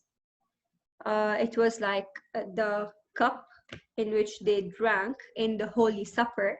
So it is said that he got that along with him, And also he got containers that had the blood and sweat of Jesus Christ in it. People say like that, but we don't know if it is true or not. Then some people also think that Jesus himself came to Glastonbury with Joseph of Arimathea, and they spent some time over there in Glastonbury. So William Blake wrote about this event, and he said that, and did those feet in ancient time walk upon England's mountains green, and was the holy Lamb of God on England's pleasant pasture seen? So he wrote, William Blake wrote about it, and he was asking that, did those holy feet came in the lands of England, and was that Lamb of God seen in the pleasant pastures of England? So he wrote about this, William Blake, he wrote about this in his poem. So William Blake, are widely thought, expressed this belief. More recently, the Northern Irish musician Van Morrison's song "Summertime in England" contains the line, "Did you ever hear about Jesus walking down by Avalon," demonstrating the continuing currency of this idea. So even people, they are considering this idea that Jesus by himself came into Glastonbury. Okay, so traditionally, though questionably connected with Celtic saints such as Patrick, Bridget, Columbia, and David, Glastonbury is regarded by some people as a bastion of Celtic Christianity, suggesting that here are a more nature-oriented, egalitarian spirituality instituted form of Christianity than the Roman version, which many of them consider was later imposed upon it. So there is the Celtic saints who said that there was the Celtic Christianity before. When we read in U214a, we saw that Christianity was brought in by Roman people. When they brought in, was brought in by Anglo-Saxons when they came over there. They were the ones who brought in Christianity to the British Isles. But here they're saying that there was already Christianity. The Celtic Christianity was there even before the Roman people came in to the British Isles at that time. So that is what some people also say over there. So some claim that this early Christianity formed the shape by the insights and austere knowledge incorporated by the Druids who became Christians. So the Druids who became Christian, they took knowledge from this Celtic Christianity. So this is also what some people say. So let's just summarize whatever we took before. First of all, Glastonbury was thought to be a place where goddess was worshipped. Then second, it was also thought to be a place where Christianity was first brought in British Isles, and it's also thought to be a place where there was the Druidic University, where people from all around the Europe and beyond came to educate themselves. And also in Christianity, it was also considered to be a place where Christianity first started. By who? By Joseph of Arimathea. So Joseph of Arimathea, he came into Glastonbury with the staff, and he came with the staff. It is Jesus Christ's staff. That's what was said over here. No, he just said that he came with a staff, and he took that staff and he thrust it into the ground, and the staff took roots and it became a tree, and that tree is flowering every 2 times a year, in Christmas and in spring.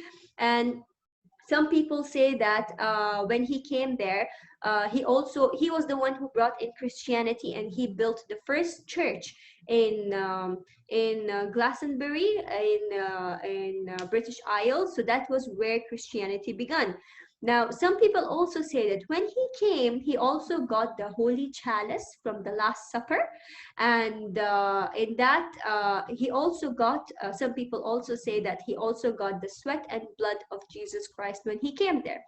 Now, some other people, they say that when Joseph of Arimathea came, Jesus himself came with him at that time, and they spent some time over there.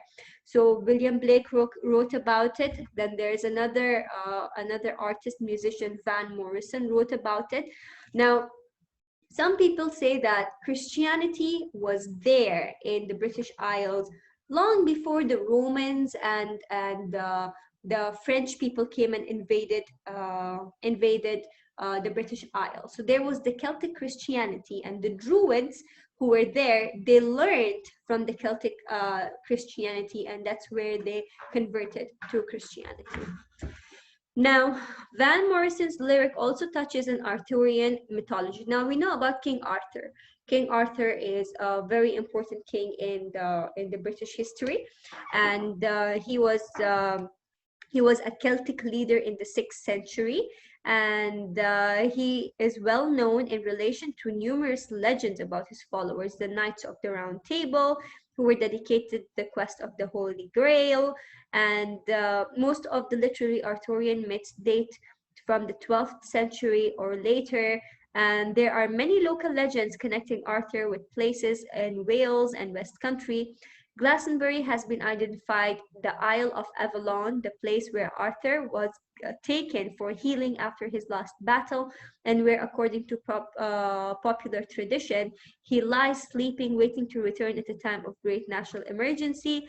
This Arthurian connection apparently reinforced when the monks of Glastonbury allegedly found the bodies of Arthur and his wife Guinevere in abbey grounds in the 12th century, was somewhat further confirmed by 1920s rediscovery of Glastonbury zodiac. So in Glastonbury, there is another important event, and that is of King Arthur. So it was believed that when King Arthur was injured in his last battle, he was brought in to Glastonbury, where called as the in a place called the Isle of Avalon, which is there in Glastonbury, and he came there to heal, and he wanted to sleep over there and take rest until there was a national emergency. So and later on, the Arthurian monks, they found the body of King Arthur and his wife in the 12th century, and it has been confirmed that it is where their body was found. By looking at maps and studying topography, artist and sculptor Catherine Maltwood claimed to discern a huge planisphere or zodiac 10 miles in diameter in the landscape around Glastonbury. Some see in Glastonbury zodiac the original and true round table of Arthurian myth. So there is the Glastonbury zodiac. I don't really know much about it because they don't really explain much about it. They're just saying that there is the Glastonbury zodiac, and it is the original one, which is like the round table of the Arthurian myth. That's what they explain, but they don't explain what is Glastonbury zodiac and what is its purpose over there. There is no much explanation about it, but they're just saying that there is something called as Glastonbury zodiac, and it has something to do with the round table of Arthurian myth. Now, from the 1970s onwards, Glastonbury gained a reputation as a center for hippies, New Age travelers, and people seeking alternative lifestyles and spiritual experience, most prominently, but not only, in the context of festival. So in 1970s, Glastonbury became a center for hippies where people, let's just see what like the proper definition of who hippies are. So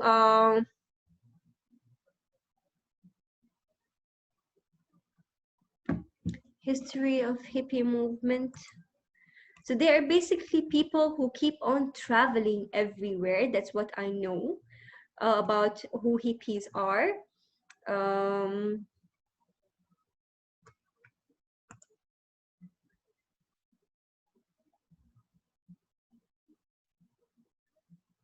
So basically, they are believers of nature, and they are somehow related to pagans and druids, that they are celebrating nature.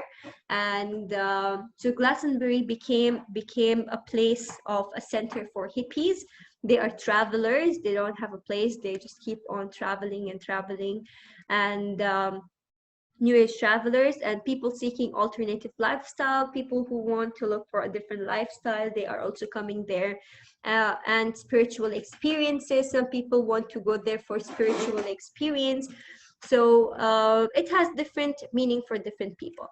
Regarded as the epicenter of the New Age in England, Glastonbury is now seen by some as having significance in terms of ley lines, lines of alleged earth energy. So what are ley lines? Ley lines are lines that connect the energy of the earth. Okay, so there is an energy in the earth, and ley lines are the lines that connect these energies. So these ley lines is pretty important when you're writing about Glastonbury. I think they're there in the Milton Keynes as well. So ley lines are lines lines of alleged earth energy. So they are lines of earth energy. And as a node where ley lines converge, an important center of earth energies. In global terms, Glastonbury is regarded as the heart chakra of planet Earth, or as one Glastonbury resident puts it, the beginning of where the spiritual energy comes into physical plane.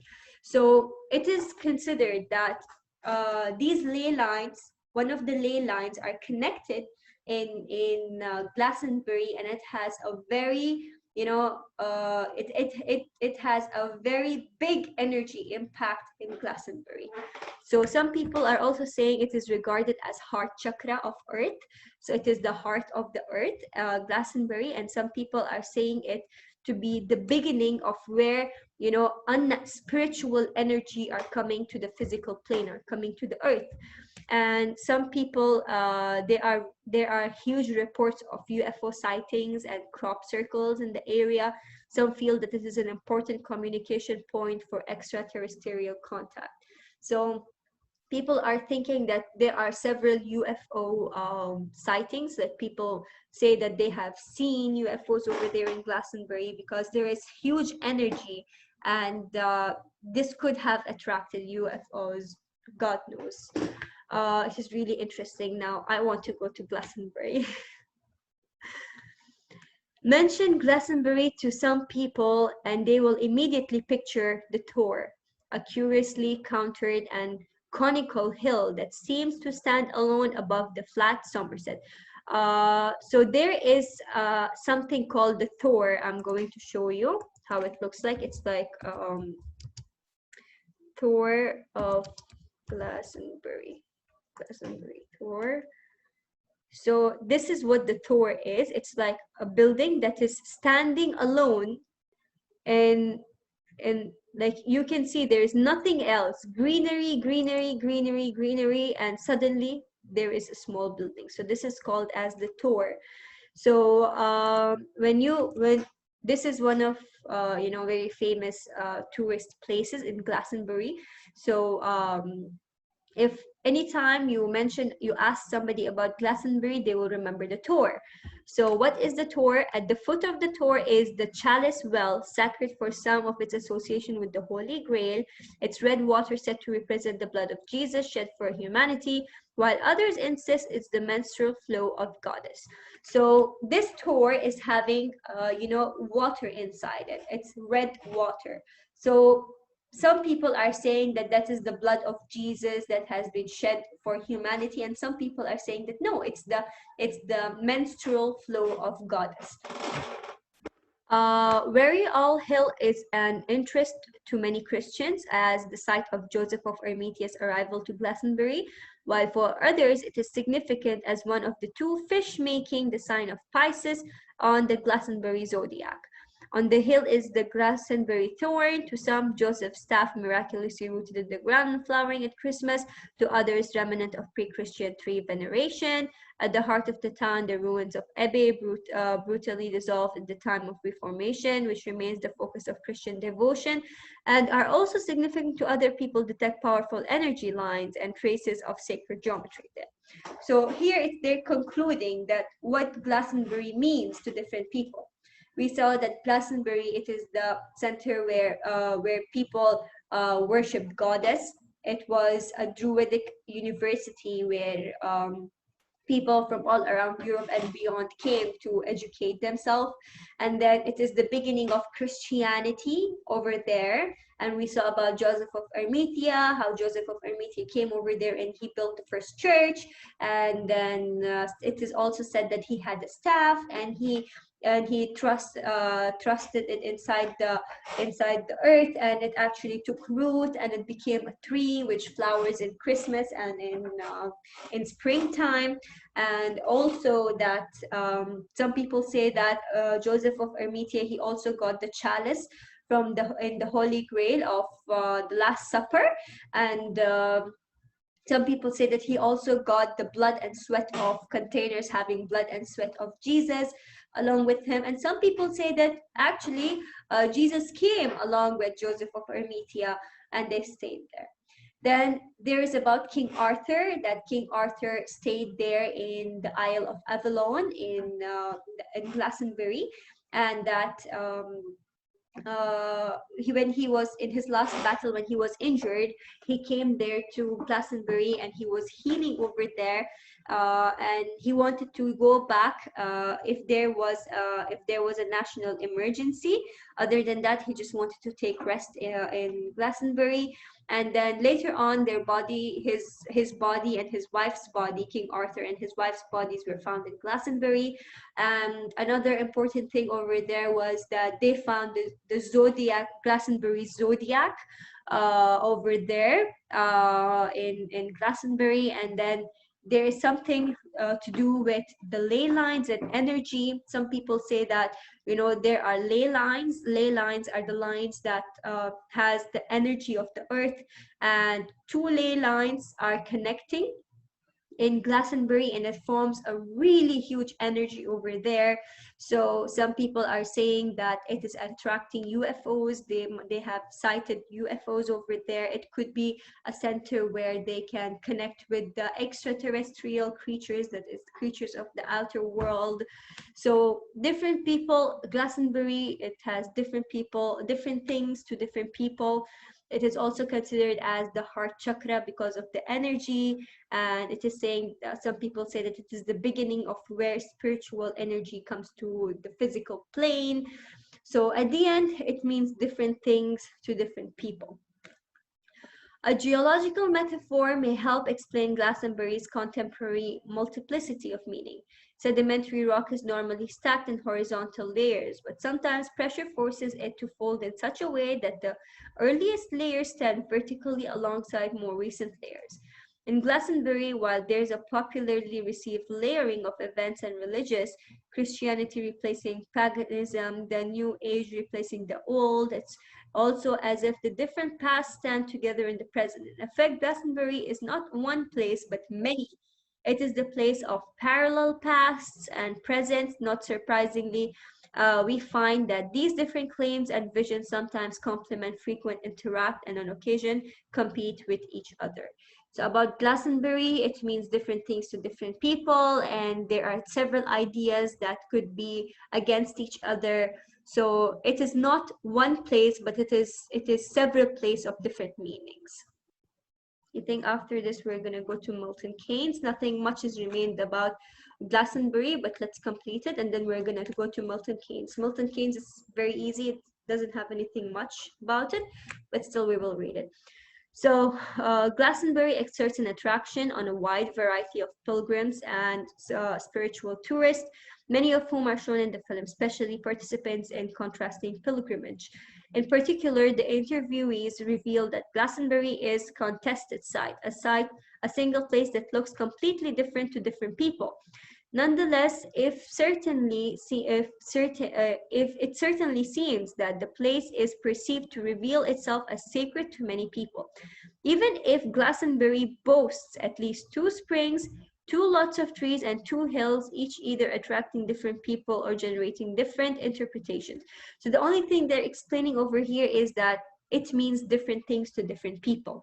They're just giving a few examples. Like if 2 trees grew in Glastonbury, different people would consider them as different things. So that's about it.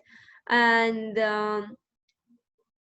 the same thing over here. Everybody comes to visit Glastonbury for different reasons. There's no one specific reason. 2 extreme views of sacred sites might help explain Glastonbury's attractiveness. These might be characterized as empty vessel versus the cornucopia approach.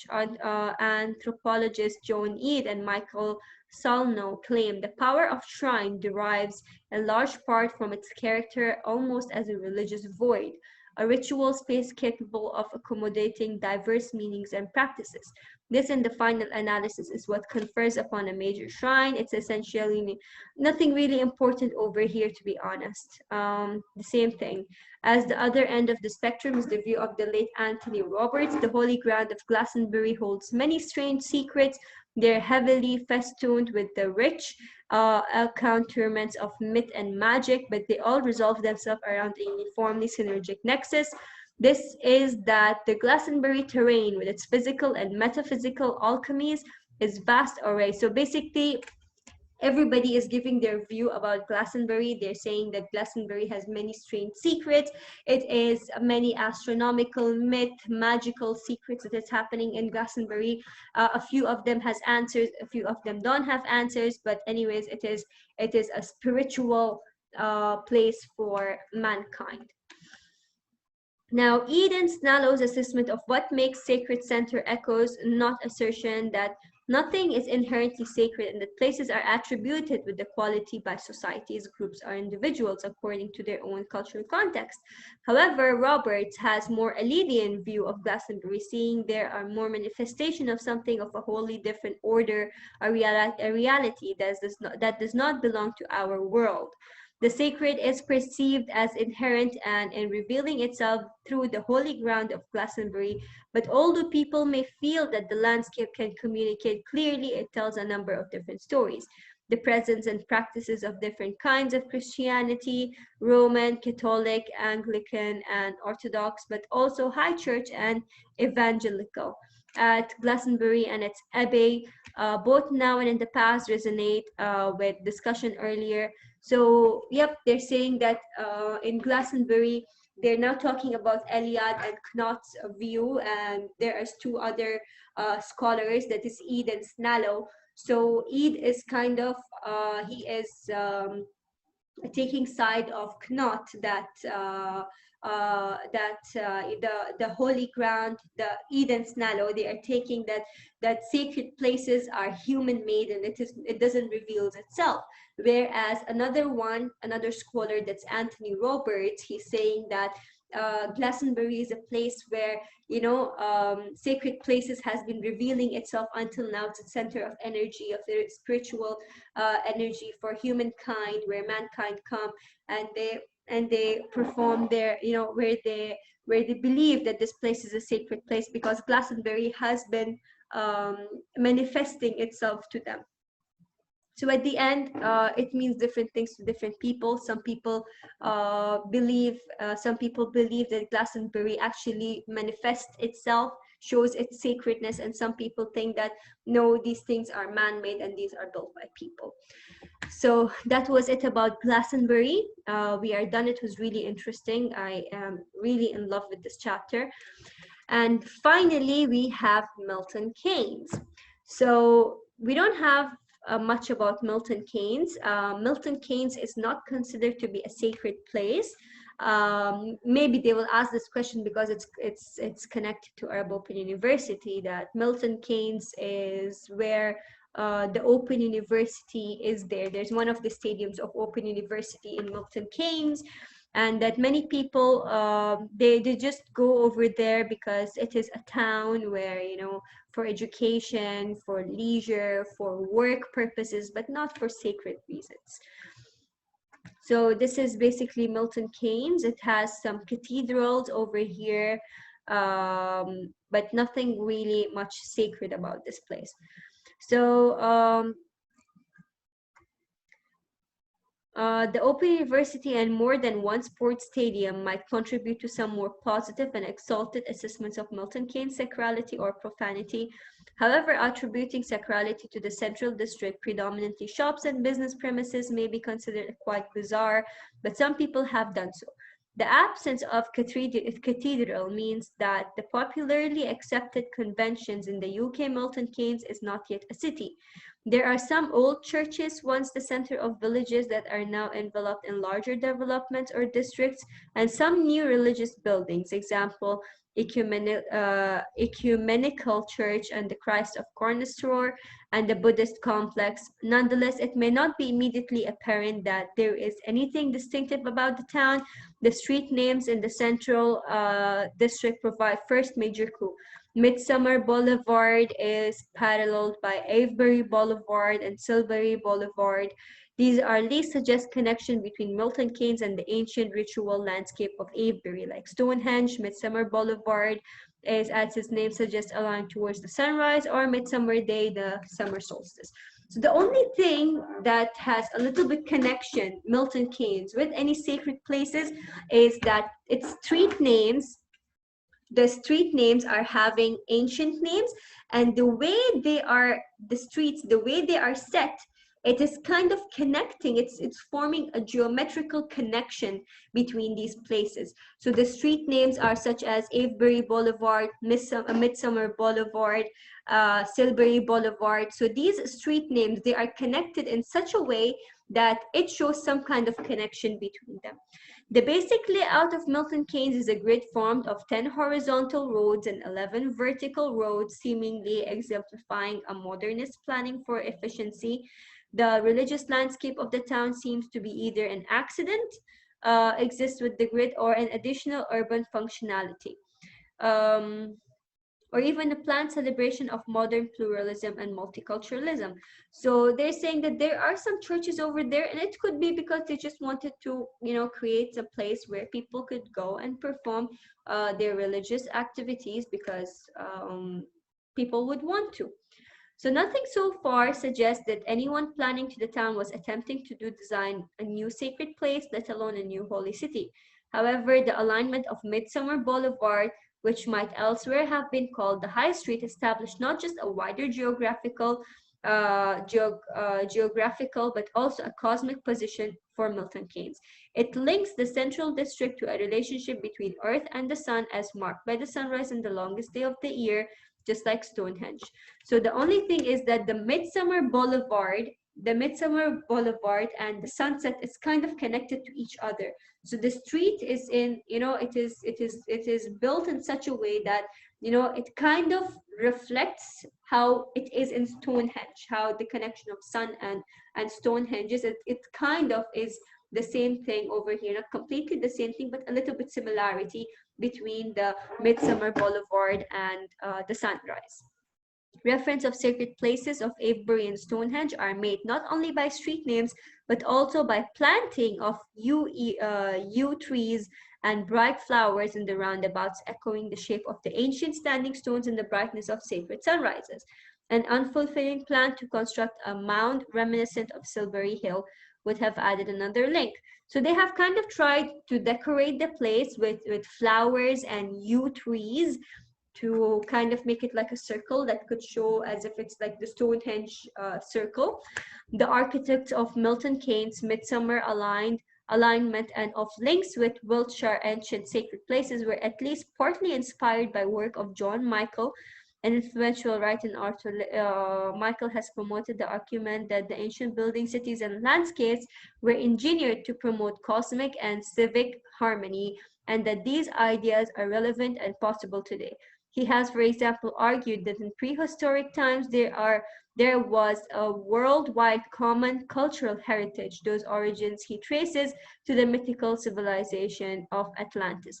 So basically, they're saying that the only thing in Milton Keynes that could be of any interest is the way the streets are aligned and the way they are named. They're named as Avebury Boulevard, Midsummer Boulevard, and the way they're connected, the way they are,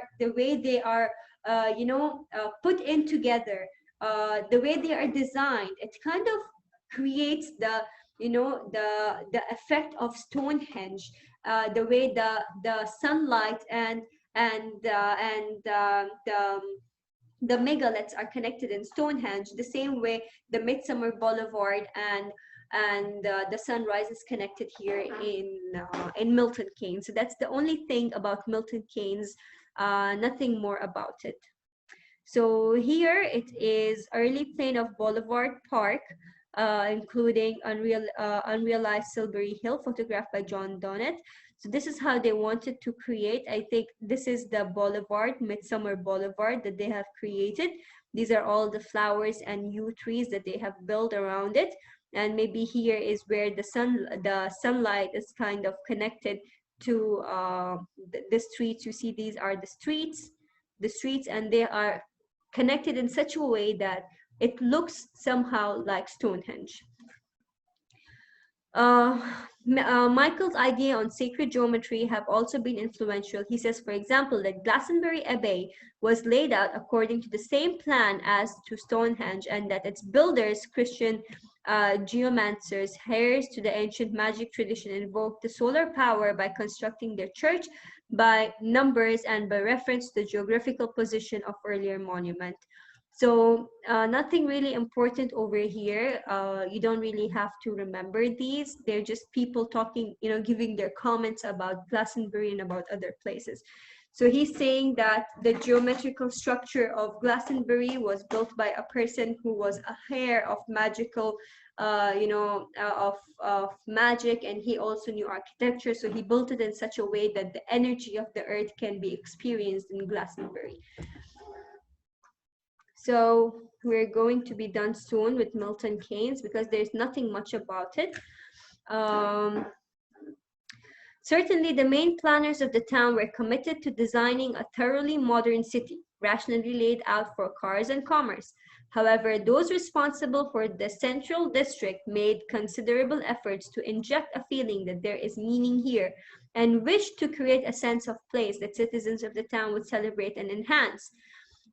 In fact, if you look again at the map of the town, you can see that the grid roads leading away from the center are not entirely straight. They curve and take account of the natural geography of the area. The boulevards of the central district, however, are perfectly straight. Milton Keynes is not supposed to be like Los Angeles, but brings together plannings for commerce, planning, and for some kind of sacrality. So the designers who were building Milton Keynes, they wanted to build a city, a place for commerce, a place for business, a place for study and education, a busy city. But they also wanted to create something over there where the people who lived in Milton Keynes would appreciate and would celebrate it. So they built this Midsummer Boulevard. All this has been extended by the planners, artists, and architects involved in the surrounding parklands near the Buddhist Peace Pagoda in Willand Park, where there is Circle of Hearts medicine wheel, which includes stones aligning in the site to Midsummer Boulevard, a needle stone by the Lake in the Tree Cathedral. So they're just showing over. You don't have to remember all these, by the way. It's just telling us, where they have placed, those menhirs and those megaliths from Stonehenge and Avebury, if you remember. They have placed in different places, and where they have placed it, they're just talking about that. You don't really have to remember them. In addition to claims that Milton Keynes is linked to Stonehenge, Avebury, and Glastonbury by ley lines, there is also at least one more empirical and deliberate link to Glastonbury. So they also say that Milton Keynes is connected to Stonehenge, Glastonbury, and Avebury by ley lines. We said ley lines are lines of energy that is there in the earth. So Milton Keynes is taught that it lies on one of the ley lines, which connects Milton Keynes, Stonehenge, Avebury, and Glastonbury. In addition to claims that Milton Keynes is linked to Stonehenge, Avebury, and Glastonbury by ley lines, there's also at least one more empirical and deliberate link to Glastonbury. The Glastonbury Thorn School, opened in 1993, is named after the Christmas flowering thorn tree planted nearby churchyard, descended from the tree allegedly planted in Glastonbury by Joseph of Arimathea 2,000 years ago. So there is a school in Glastonbury called as the Thorn School, and they have named the school after the flower that is flowered in the staff that was thrust into the earth by Joseph of Arimathea. So now we're going to see and watch the film of Milton Keynes, if Milton Keynes is considered to be a sacred space and landscape or not. For some people, clearly it is possible to create sacred places, or perhaps they would insist that all they do is mark the sacredness that already exists in a place. But in Milton Keynes, the planners of the boulevard started from scratch. No one previously had suggested that this area was in any way special. They and their successors, who developed the midsummer sunrise alignment in the parks, proposed that this was a way of making a thoroughly modern, rational town different from meaningful. Our discussion and the people in the film board participate in a debate about whether sacred places are entirely separate from ordinary ones. All the places we have considered in the chapter contain shops and workplaces as well as constructions. Some people seem uneasy about the ordinariness of parts of Glastonbury, so most people we have talked with, including colleagues who work and or live in Milton Keynes, are surprised by any claim that the town contains anything sacred. So basically, in Milton Keynes, there is no any manifestation of sacredness, no any sacred place, sacred thing, or sacred person manifested itself. It brought itself and showed itself to the people. But some places were built by the architects and planners, like the Midsummer Boulevard, which resembles Stonehenge and Avebury, and that's what they're talking about over here, that it doesn't really have anything that is manifested in itself, but it is man-made places, which they didn't mean it to be so meaningful, but they just added so that people who are living over there could feel that there is a meaning in this in Milton Keynes. Near the end of this consideration of places that are identified as sacred by some people, we invite you to reflect on a whole of this chapter. You may find it helpful to watch all three films right before we're going to see the difference, identify similarities and differences. You should also now revisit the notes earlier about Stonehenge, Avebury, Glastonbury, Milton Keynes. These are just something that the activity that the author is asking us to do. But let's read this because it might help us to understand the differences and similarities between Stonehenge, Avebury, Glastonbury, and Milton Keynes. In addition to nothing that clearly religious activities take place in all these venues and that clearly religious understandings of them are expressed, we hope you will have noticed other activities and understandings indicative of people's valuation of the sites. In addition to tourists and shoppers, there are also people whose jobs involve managing the place, so the wide range of interests can coexist in them in the degree of harmony or at least with minimal disturbance to others. Then there are people who provide services to various kinds of visitors. It is also vital to remember that people who combine several reasons for living or visiting Milton Keynes or Stonehenge may also shop for food or postcards there. Some archaeologists also celebrants of sacred ceremonies at Avebury, Glastonbury shopkeepers may also meditate. It is not only that one person's sacred place or ceremony is another venue for shopping, leisure, or work, but that people are able to benefit from religious activities in more than one way. What they do in sacred places may result in religious, recreational, and economic benefits at the same time. So here they're just talking about the people who are available in the religious places, people who provide for the visitors who come over there. Nothing really important in this part as well. So we are done. We're going to see the conclusion. We will read it and we will be done with this chapter as well. Sacred places are visited by a great diversity of people with differing motivations. Chapter 1 discussed the possibility that leisure can be defined in activity with no purpose but itself, yet can also refer to chosen activities that enrich our lives and aid our quest for meaning or fulfillment. These definitions resonate with understandings of religion as activities with no economic or material purpose, but central to the pursuit of meaning. However, activities at sacred places clearly require the expenditure of considerable efforts, not only to support specific religious activities, but also to achieve particular results. Rituals in sacred places are often understood to enhance the value of the whole of a person's life, not just the religious bits. Some people go to Stonehenge and Avebury to realign their lives with the nature and cosmic cycles of seasonal change. Some visit Glastonbury to find physical, emotional, and mental health by imbibing its sacred waters and or mystic energies. A few people are working to convert their modernist town of Milton Keynes into a place imbued with more than mundane significance. All these activities may require leisure from demand and locations of everyday working world, but they are often require specific kinds of labor that pursue the goal of better life.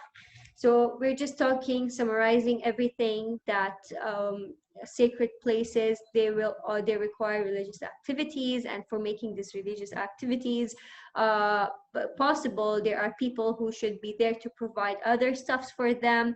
Then we are talking about Avebury, Glastonbury, and Milton Keynes. They're just giving one line summary about those places.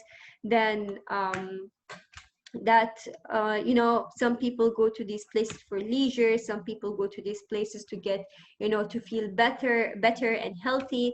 So it has different meanings to different people.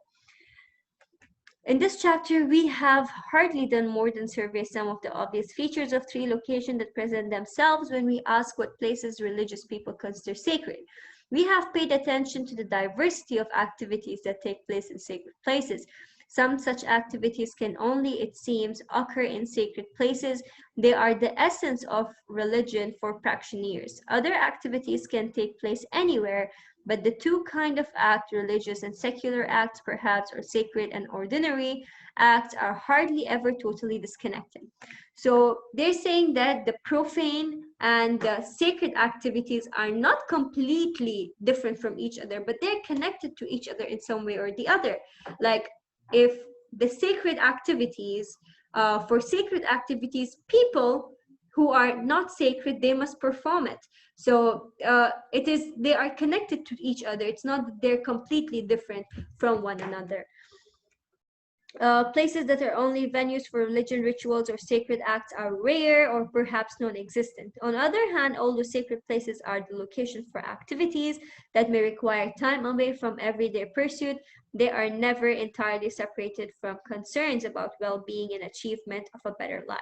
For all these reasons, it is helpful to think about the relationship between religious activities and those that may be identified as work or leisure. In doing so, it is best to avoid making any absolute distinctions. So at the end, they're saying that we should understand what is the relation between religious activities and work and leisure. So they are different from each other. We shouldn't think that what is religious activities could be work. So that was it for this chapter. I hope that you understood. You did not ask me much questions, by the way, this time, Hannah, I realized.